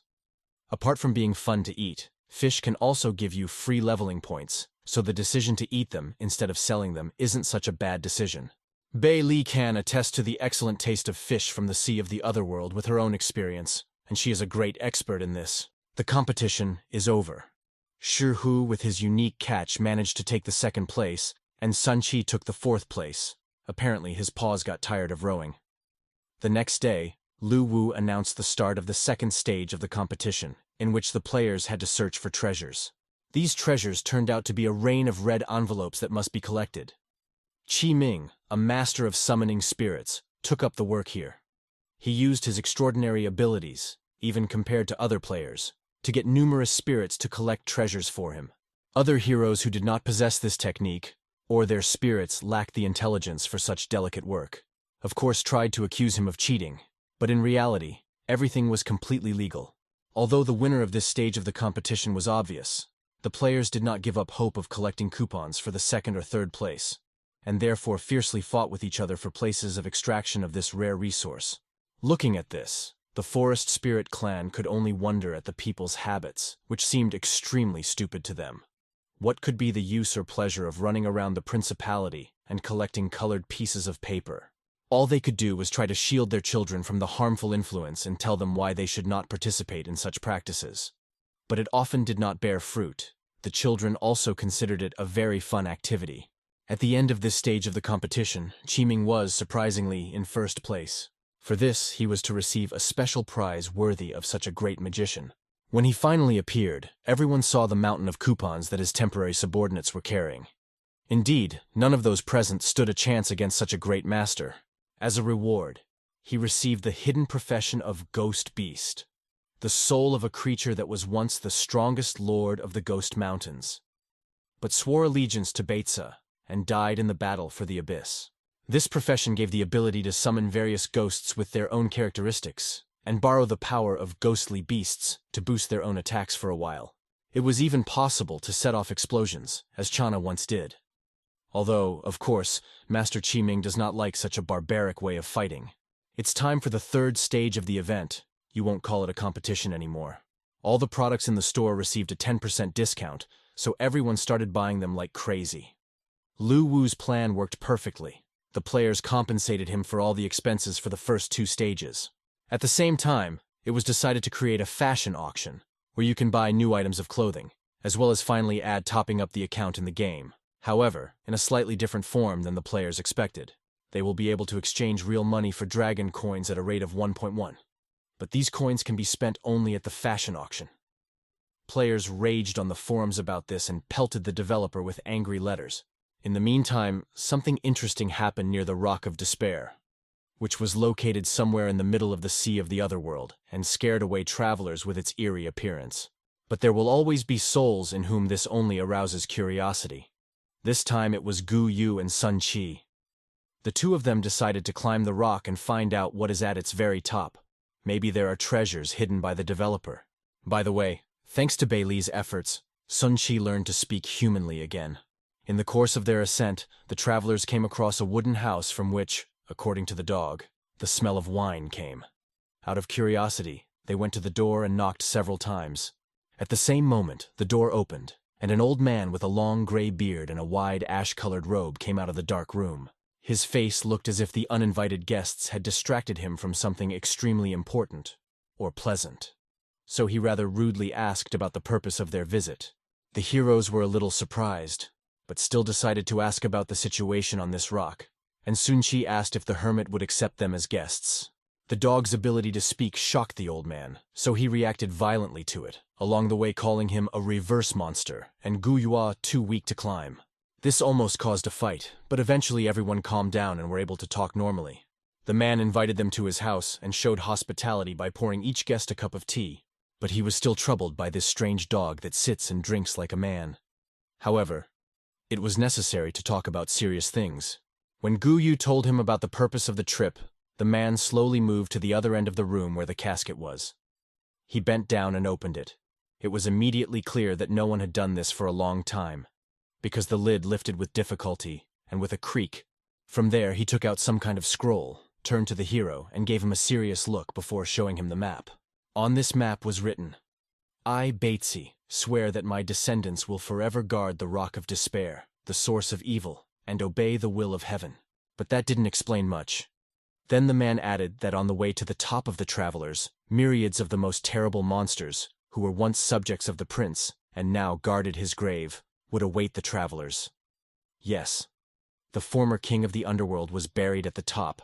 It turned out that the owner of the house himself is not a simple hermit, but a descendant of Beitza. He showed the royal seal as proof. The heroes did not expect such a turn of events. In front of them is the real descendant of Beitza, and he himself is buried on top of the rock, and his grave is guarded by numerous demons. Should they continue their journey? In addition, the man said that this whole rock is just a horn on the head of an evil god, who was also supposed to guard the burial place of the great lord. Then the heroes tried to imagine how powerful Beitzi must be to defeat and imprison such a powerful god. But the old man said that in fact this god was 10 times stronger than the prince. and he himself did not know how he managed to be imprisoned here. But the main thing was that even in this state, his thoughts could sometimes burst out, and it was with them that Batesy fought with his last strength, which led to his own weakening, which caused him to die during the creation of the artifact. This story made players wonder if the late prince was really that strong if he couldn't defeat this monster. But it was possible that this man, who calls himself a descendant of the Lord, is simply wrong. Be that as it may, this did not in any way explain why climbing the mountain was so dangerous, apart from the presence of monsters, of course. The owner of the house told them that this trek would be not only difficult, but impossible. Any traveler who makes it to the top will eventually be captured by the evil thoughts of the imprisoned god, and lose control of their body and mind. But the worst thing is that he will become not just a brainless puppet, but the reincarnation of the deity himself. In this way, it will be able to gain access to the underworld, and then it will be unstoppable. Really, no one wants to cause the apocalypse. But fortunately, this is just a game, so nothing particularly terrible will happen, which means that the characters can give free rein to their curiosity and ignore all the warnings of the old man. After all, he is an ordinary NPC who wanted to tell an interesting story and catch up with horror. 8 hours later, the travelers were almost at the top, full of unbridled enthusiasm and energy. But suddenly, Gu Yu froze in place. The joyful expression instantly disappeared from the face, and the eyes took on an unnatural black color with red pupils. His consciousness was engulfed by a wide variety of negative emotions that completely took over the hero's body. He dropped to one knee and activated his runic abilities. Sun Qi, seeing such a sudden change in his friend, became very worried and tried to bring Gu Yu to his senses. But he suddenly turned around and grabbed Sun Qi by the neck. Using the power granted by the rune, he closed his hand and squeezed his comrade's throat. The dog began to fight frantically and reached the hero. Just as suddenly, Gu Yu's grip weakened and both of them fell to the ground. It seems that the knight has come to his senses. The color of his eyes returned to normal, and he apologized to his friend for his behavior. Maybe that man was right about mind control after all, but this by no means made the travelers turn back. They walked for so long that now it was a pity to return with nothing, and therefore it was necessary to continue the way and reach the top. Fortunately, she had very little left. The heroes also noticed that someone was watching them. And this someone is not only Lu Wu and Bei Li, because the players did not feel their presence, who, as usual, were watching the players from afar. But the creature is much worse and more formidable. Finally, the journey was over. The top of the rock was a flat surface. A high stone pillar was set in its center, under which lay the remains of a less fortunate traveler. 4 smaller ones were connected to this central pillar by means of steel chains. The heroes began to look around, and Gu Yu took screenshots from memory. But Sun Qi decided to touch the central pillar. This caused him to glow red at the same time as the dog. Perhaps he managed to activate some secret passage or find hidden treasure. But no. Some unknown force hit the dog, so that he flew away and almost fell from the top. Sun Qi said that before this, the pillar seemed to give him the idea that he did not like him. Gu Yu decided to try it himself. The hero approached, once again examined the structure from top to bottom, then cast an uncertain look in the direction of the skeleton lying very close, but still reached out and touched the cold stone. He also lit up at the same time as the pillar, but it seems that he was given slightly different thoughts because his eyes changed color again and became completely white. He saw a vision. In the middle of a sea of blood, a literal sea, a small child of unknown origin, with red skin, yellow eyes, and strange growths on his head. Then a new fragment. The same child is lying in the middle of the room, surrounded by some people. This creature is clearly not of their kind, so they discuss that its birth is a curse that will bring misfortune to the entire clan. But when the council decides to kill the child, the king stands up for his child and says that there is no way he will allow them to do this, no matter what misfortune awaits the clan. Lu Wu, contemplating all these events, decides to look into the player's mind with the help of an artifact. But there is no need for this. Bai Li already knows what kind of story this is and how it ends. Judging by the look on her face, he's not happy at all. The bloody child remained. However, over time it became obvious that he differed from other giants, not only in skin color, but also in height. While his peers reached 3 or more meters in height, he barely crossed 1 meter, which became a reason for ridicule from his comrades. But he didn't care, because he still had loving parents who protected him and taught him to live in peace with other members of the tribe. Even once, the settlement of giants was attacked by an enemy. In the morning, shells of a strange shape appeared in the sky, with which the whole city was bombarded. When they landed, destroying part of the houses, they suddenly split in two, and zombies came out of these peculiar capsules. A bloody fight broke out on the streets of the city. The king of the clan gathered all the giants who could bear arms to defend their lands, but ordered his son to stay in the rear despite his pleas, because he could not fight on par with the others. The zombie commander made a demand. The king must give him the source of blood, that is, his own son. But the proud giant refused such a generous offer. The zombies would have to kill him first to get to the child. The negotiations ended unsuccessfully, and as the opponents prepared to face each other in a duel, another capsule shell flew from the sky, this time the last one. It fell right on top of the army commander and right in front of the king. A quiet but terribly frightening voice came from inside. When the container dissolved into thin air, everyone saw before them a creature of extraordinary size, even from the giant's point of view. The drought demon had personally come to take away the source of blood. Compared to him, even the highest clan members were nothing more than annoying insects. And so that they would not get it, the demon crushed them, leaving no trace of the existence of the proud tribe. Now what could stop the monster on the way to the rightful prey? Watching the death of his relatives and few friends, the child fell to his knees, killing himself with grief for not being able to protect his own people due to weakness. The high priestess became the last line of defense. She put up the most powerful barrier she knew to hold back the demon even for a moment. She said that although she offered to kill him and was initially looked down upon like most others, she eventually came to the realization, even the bloody child is part of the clan, despite his red skin and short stature. Therefore, the high priestess will protect him even at the cost of her life as her own brother. Those were her last words before the barrier cracked and let the deadly attack pass. Now all the giants died because the source of blood did not leave the tribe and could not protect it from the enemy attack. Of course, it's all his fault.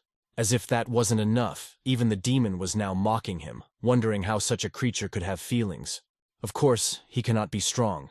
His only purpose in this life is to help the demon become stronger, to be the snack that will give him the energy he needs to continue on his way to his goal, whatever it may be.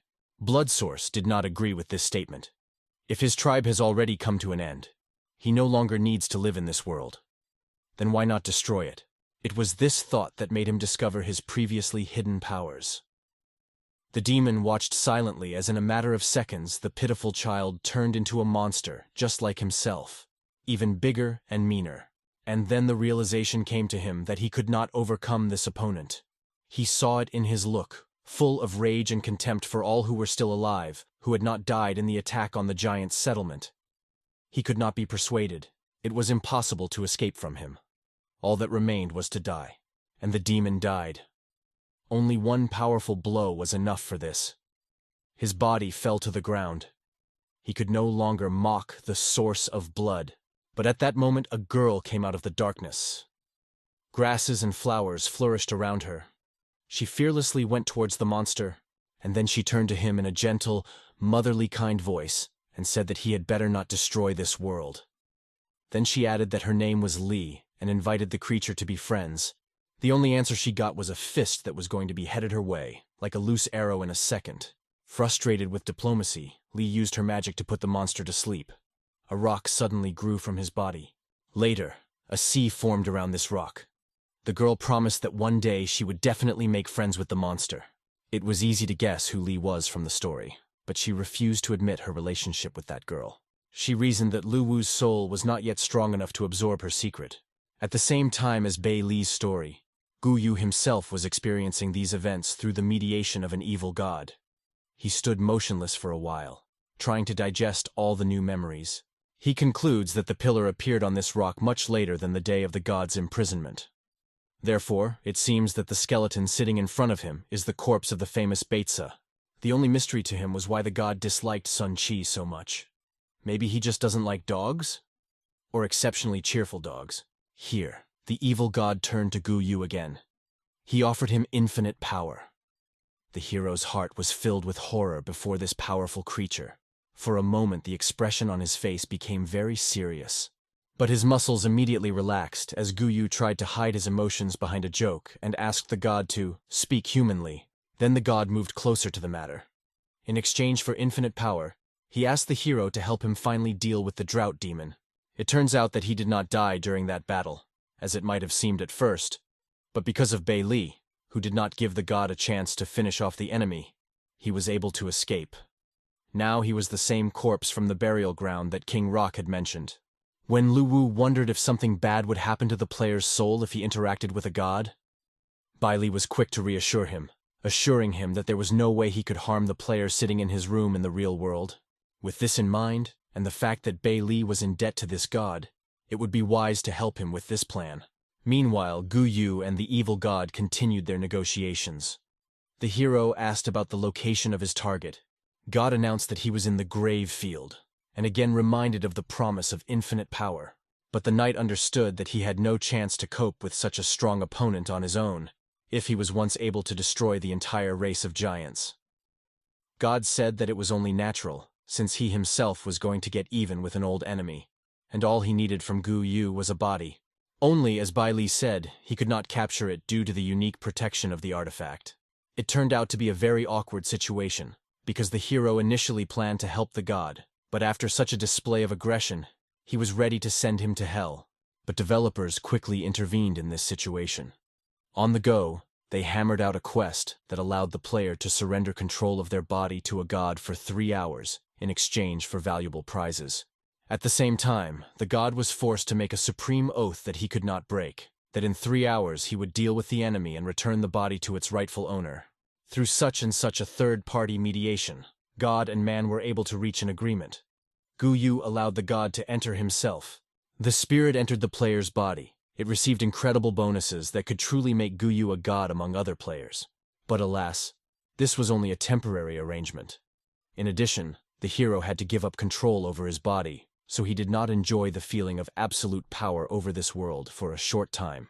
Sun Qi, who was still loitering nearby, decided to live-stream his comrade's transformation into a receptacle for the evil god and his revenge. 2.5 hours later, the players who farmed skeletons on the graveyard saw a bright red star in the sky. With each passing second, it grew closer to them, until it crashed into the ground, leaving behind a large crater. When the dust raised by this clash cleared, everyone saw Gu Yu, the rune knight who was now under the control of an evil god. He immediately turned to his archenemy and challenged him to a duel, but he did not appear. Then the god began to punch the ground with his fists in search of the demon. Everyone who watched Sun Qi's broadcast or witnessed all of these events with their own eyes was in absolute shock. Gu Yu was quite a popular and well-known player as well as the best rune knight, but no one remembered that he possessed such inhuman strength. After some time, the god managed to break through the upper layer of the earth, and it crumbled, opening a deep hole, the existence of which, probably, no one even guessed. It was here that the drought demon rested peacefully in his coffin. Realizing that he was exposed, the monster woke up and began to mock the god, because only one evil thought remained from his former power. Then the god, who was fed up with the demon's taunts even during their first meeting, decided that it was enough for him to tolerate this creature. Gu Yu swung to knock the enemy out of his cozy home.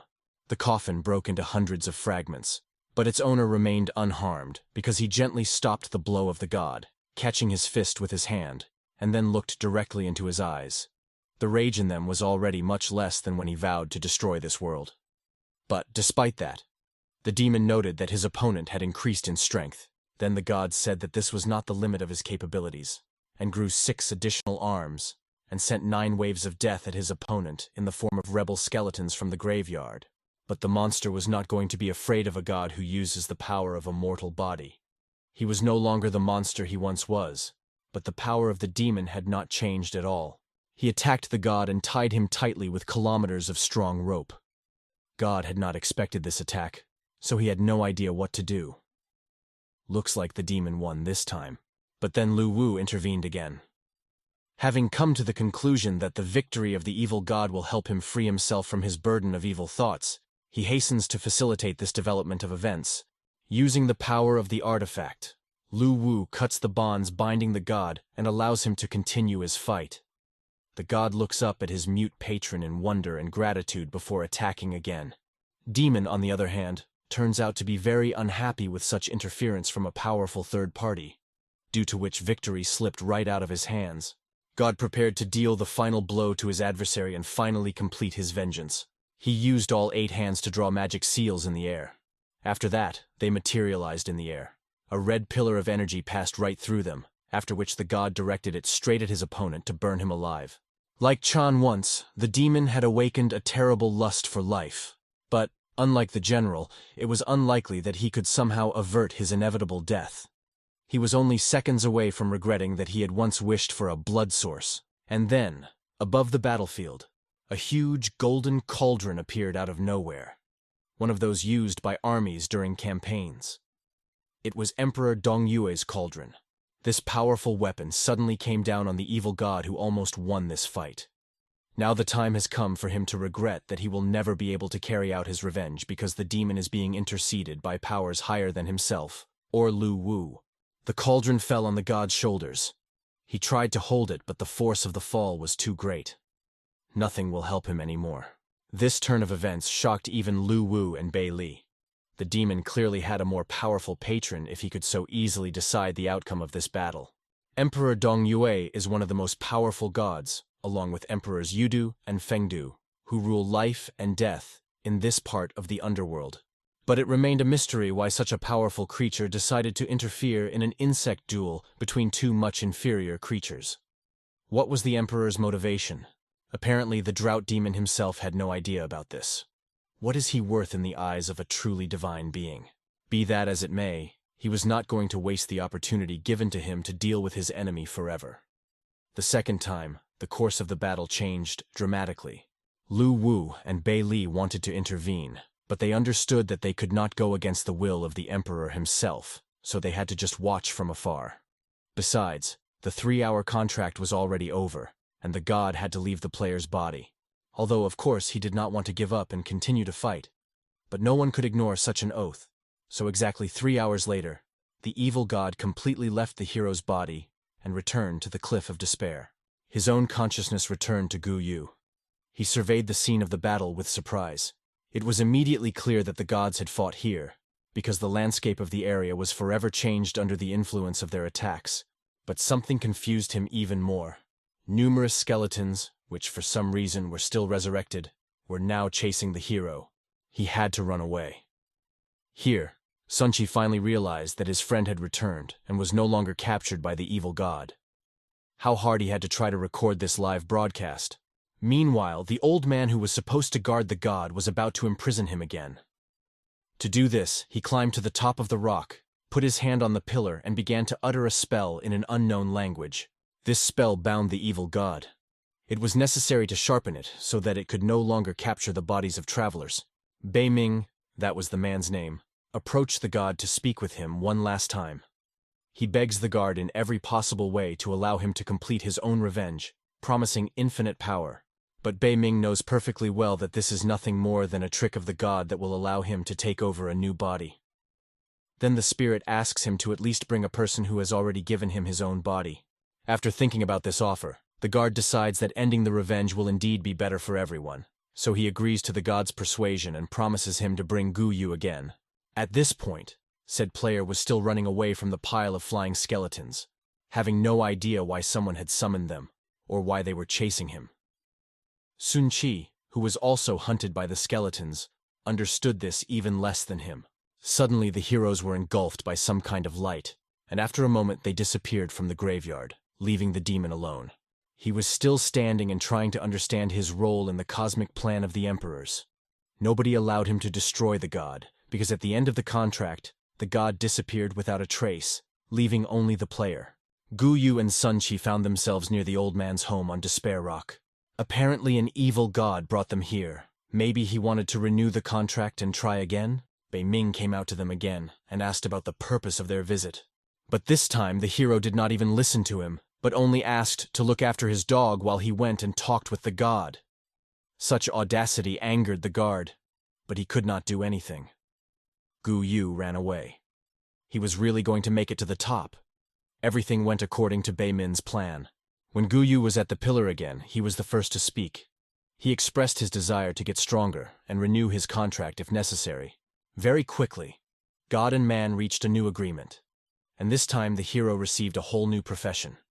The apostle of an evil god, which gave him many new abilities based on absorbing the power of blood to increase characteristics and activate special skills. Yes, it was possible to summon the flames of hell with a fairly large radius of action, but only while in the state of the evil body, which was a separate ability that was activated for about half an hour. Blood absorption allowed manipulation of all blood within a 10-30-meter radius, and also restored strength and health. An evil look made it possible to sow chaos and terror in the hearts of opponents with direct eye contact. When used correctly, all of these abilities could be extremely useful in battle. Although Guyu was pleased with his new power, he did not like that he would have to leave his old profession as a rune knight to obtain an evil god apostle. Lu Wu hastened to collect all the materials to pump the rune warrior into the hero. He wouldn't need them anymore, but Lu Wu would come in handy, especially considering how much he had to spend to create a new profession. Finally, the god gave Guyu a family of blood. He said that when it can be grown, the player will be able to learn the blood path, and this means that he will be able to approach the gods. And if he manages to win the favor of the emperor, he can enter their retinue. This is a really cool opportunity. So much so that its realism can even be doubted, which Guyu openly informed his new boss about, but he immediately had to apologize for it. God explained that cultivating a bloodline is an extremely difficult task, and mortals like Guyu may not be able to do it even in hundreds of thousands of years, which is why the help of a higher power is needed. God said that the demon had changed his hiding place and left the graveyard, but he still felt him. This time, his opponent moved to the city of evil horrors. In order to get help in the promotion of the profession, the hero had to find and defeat the demon. He immediately agreed and promised to deal with the demon, even if he didn't have the strength to do so now, because there was always the possibility of pumping and returning with a higher level. Such a light-hearted attitude made the god wonder why Guyu felt no fear. Even while in his body, the god noticed that fear was simply absent in him. The player answered rather uncertainly and vaguely. He will not explain to the god that he is in the game. Meanwhile, mages started occupying the game forum and writing angry messages to the developer because he forgot about them again, and didn't give any new professions or anything like that. This caused Lu Wu to release the new mage profession template a little earlier than he had planned. This time, players were given the opportunity to become a wizard of the 5 elements. Already from the name, the essence becomes clear. The magician will be able to control the power of the 5 elements: metal, wood, water, fire, and earth. In water form, the mage will not be able to move, but will gain access to powerful attacks that hit enemies both in a radius and from a distance. The shape of the ground is very good for defending against enemy attacks, unless your opponent is an evil god, of course, because he really likes to fight his way through the ground. In the form of gold for the metal element, the player will receive a large bonus to defense, and if he is in an environment with a lot of metal, he will be able to use powerful offensive spells. Finally, more forms of wood and fire scurry, but they are nothing special, and their abilities are already known to everyone. An NPC was added to the game, Destroyer, who should help magicians change their profession. When Lu Wu released a new update, Bei Li said that there was an interesting development opportunity for the player team in the Sea of the Netherworld.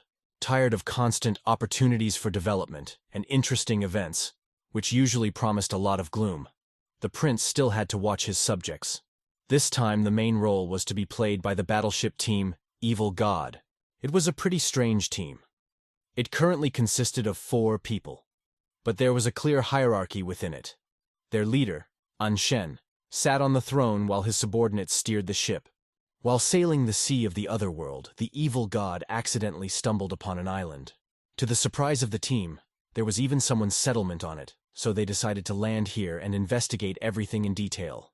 Disembarking from the ship, the sailors met strange creatures with blue skin and limbs adapted more for swimming than for life on land. It was the Karashia tribe. Presently it met them with weapons in hand. Evidently afraid of the strange strangers, the players decided to give them a fight. The battle did not last long. No matter how strong the heroes were, their opponents possessed some powerful combat techniques. Very soon, in honor of the victory, A celebration with a luxurious banquet was to be held in the settlement, and the main dish of this feast was to be the captured players. They hung not far from a huge cauldron, tied to a long stick, just like pigs before slaughter. The prospect of ending their lives at the table of the Aborigines did not please them very much. As if that was not enough, one of the locals approached the captives, holding a bag in his hands. He slowly untied it and put his hand in there. Then he took it out and brought it to one of the heroes. Then he shoved the seasoning he was holding right into his mouth. Of course, the player began to make a fuss about this. How is it that they are not just going to eat him, but also season him? It was necessary to properly beat the disgruntled person so that he would argue less. Not wanting to be beaten, the other captives did everything this aborigine wanted them to do without any complaints. Lu Wu, watching all of this, asked Bei Li if the new development opportunity she was talking about was turning into a dish. It turned out inconvenient. Liu Pan, humiliated and beaten, wanted to take revenge on the fish people for eating him at any cost. But it is obvious that this would require a large group of players. Then they decided to organize it, gathering not only members of their guild, but also mercenaries.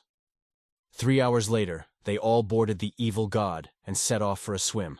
After some time, the island of dead fish appeared on the horizon. After choosing a convenient landing site away from the settlement, the team took the time to disembark and organize. After that, led by 4 guild members, they headed straight for the cannibal settlement. This time they were filled with the confidence of victory and anticipation of sweet revenge. A militia of fishmen met them again, armed with their tridents. The player commander looked at them with disdain, then ordered his men to attack. A fierce battle began.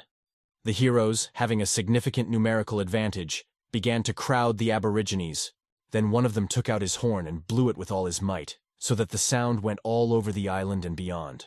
Obviously he was calling for help, but this did not shake the confidence of the heroes, because the island was not so big. But it was worth waiting a little. And the players began to notice how single figures of people fish began to flash in the bushes around. A little more, and they organized themselves into numerous squads and moved to help their comrades. Now they clearly outnumbered the attackers, and this huge army was able to surround the foreigners. There was no hope left for them. In half an hour, the situation repeated itself. The players were again tied up and waiting for their fate. This time, except that there were more cauldrons, because the booty turned out to be much richer. The mercenaries, who had no idea that something like this could happen to them, were especially unhappy. Now they all cursed in one voice, either the commander who had brought them here, or the Aborigines. Here the patriarch appeared in the settlement, the head of the entire tribe. He gathered all those present around him and began to discuss something with them.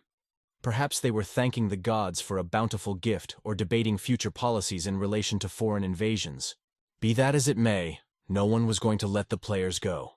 This time the Aborigines needed even more sacks of spices and more men to season the dinner, in order to find at least some positive in this situation. Some happily ate these spices because they were really delicious, and tried not to think about everything they had experienced or would have to experience. Only a few of them, like Liu Pan or the commander, tried to resist, were angry with everyone else for accepting their fate so calmly, and vowed to take revenge on the fish people. But all this did not matter, because soon they all found themselves side by side in a huge cauldron of boiling water.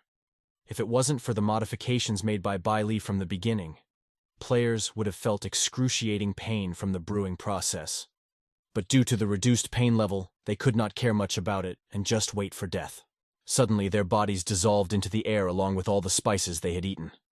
The Aborigines were very unhappy that their dinner had disappeared without a trace. The banquet did not go well, and everyone had to go home hungry. After that, the offended players posted on the forum where they indicated the location of Deadfish Island and talked about the local population. Only they described it as very hospitable and good. Of course, this has led many players to visit this paradise island, either just passing by or making a special tourist visit.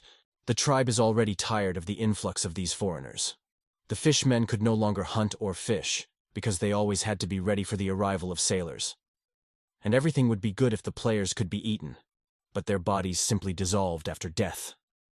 Then it was impossible to live like that. Meanwhile, the heroes enthusiastically greeted the inhabitants of the settlement, not yet knowing what fate awaited them. And that's how the biggest lie in the history of War in the Network, of those created by players, appeared. A small team of humiliated gamers decided to deceive a few people by calling the island hospitable. Those who dared to visit the island were boiled alive. But instead of bringing the authors of the post to light, they, on the contrary, helped them deceive more and more travelers. This joke got out of control and forced the tribal settlement to be on the brink of starvation. Moreover, it seems that he could cause a diplomatic scandal because the patriarch went to the underworld, to the Sea of Illusions, where the rich palace was located. It was from here that the Sea Czar managed his lands. Now the fish people came to him to complain about the constant invasions and to ask for something to help this. What motivates him the most is the news that the corpses of these aliens dissolve in the air, because of which there is no use for them. Having decided to conduct an investigation, the king sends one of his best subordinates, the Great Hammer. A few days after that, the situation didn't improve at all. But something big was definitely about to happen, so Lu Wu invited Bei Li to watch the show. Meanwhile, the truth about the island finally came out on the forum, and players were furious that they had been duped so shamelessly. But this prompted them to gather one huge armada to deal with the tribe of cannibals once and for all. At that time, the defense of the settlement was commanded by Veliki Molot. He sat on the shore and looked thoughtfully into the sea until he was distracted by one of his subordinates. He reported the approach of a huge fleet. The Great Hammer exploded in anger at him for his incompetence and inability to solve even such simple matters without the help of Big Brother. The shark sent the shrimp flying. Despite this humiliation, he still claimed that he was not mistaken. This time, there were too many people to handle. To prove otherwise, Big Hammer still went to the settlement to look at this fleet. It turns out that he hasn't slept a minute for days in a row, because the players kept coming day and night, giving none of the defenders a chance to rest. Despair had already begun to overcome them all, because it seemed that there would be no end to the flow of strangers, and it would be easier for the tribe to move themselves to another place, where the travelers had not yet reached. The armada of heroes was indeed huge. It is not surprising.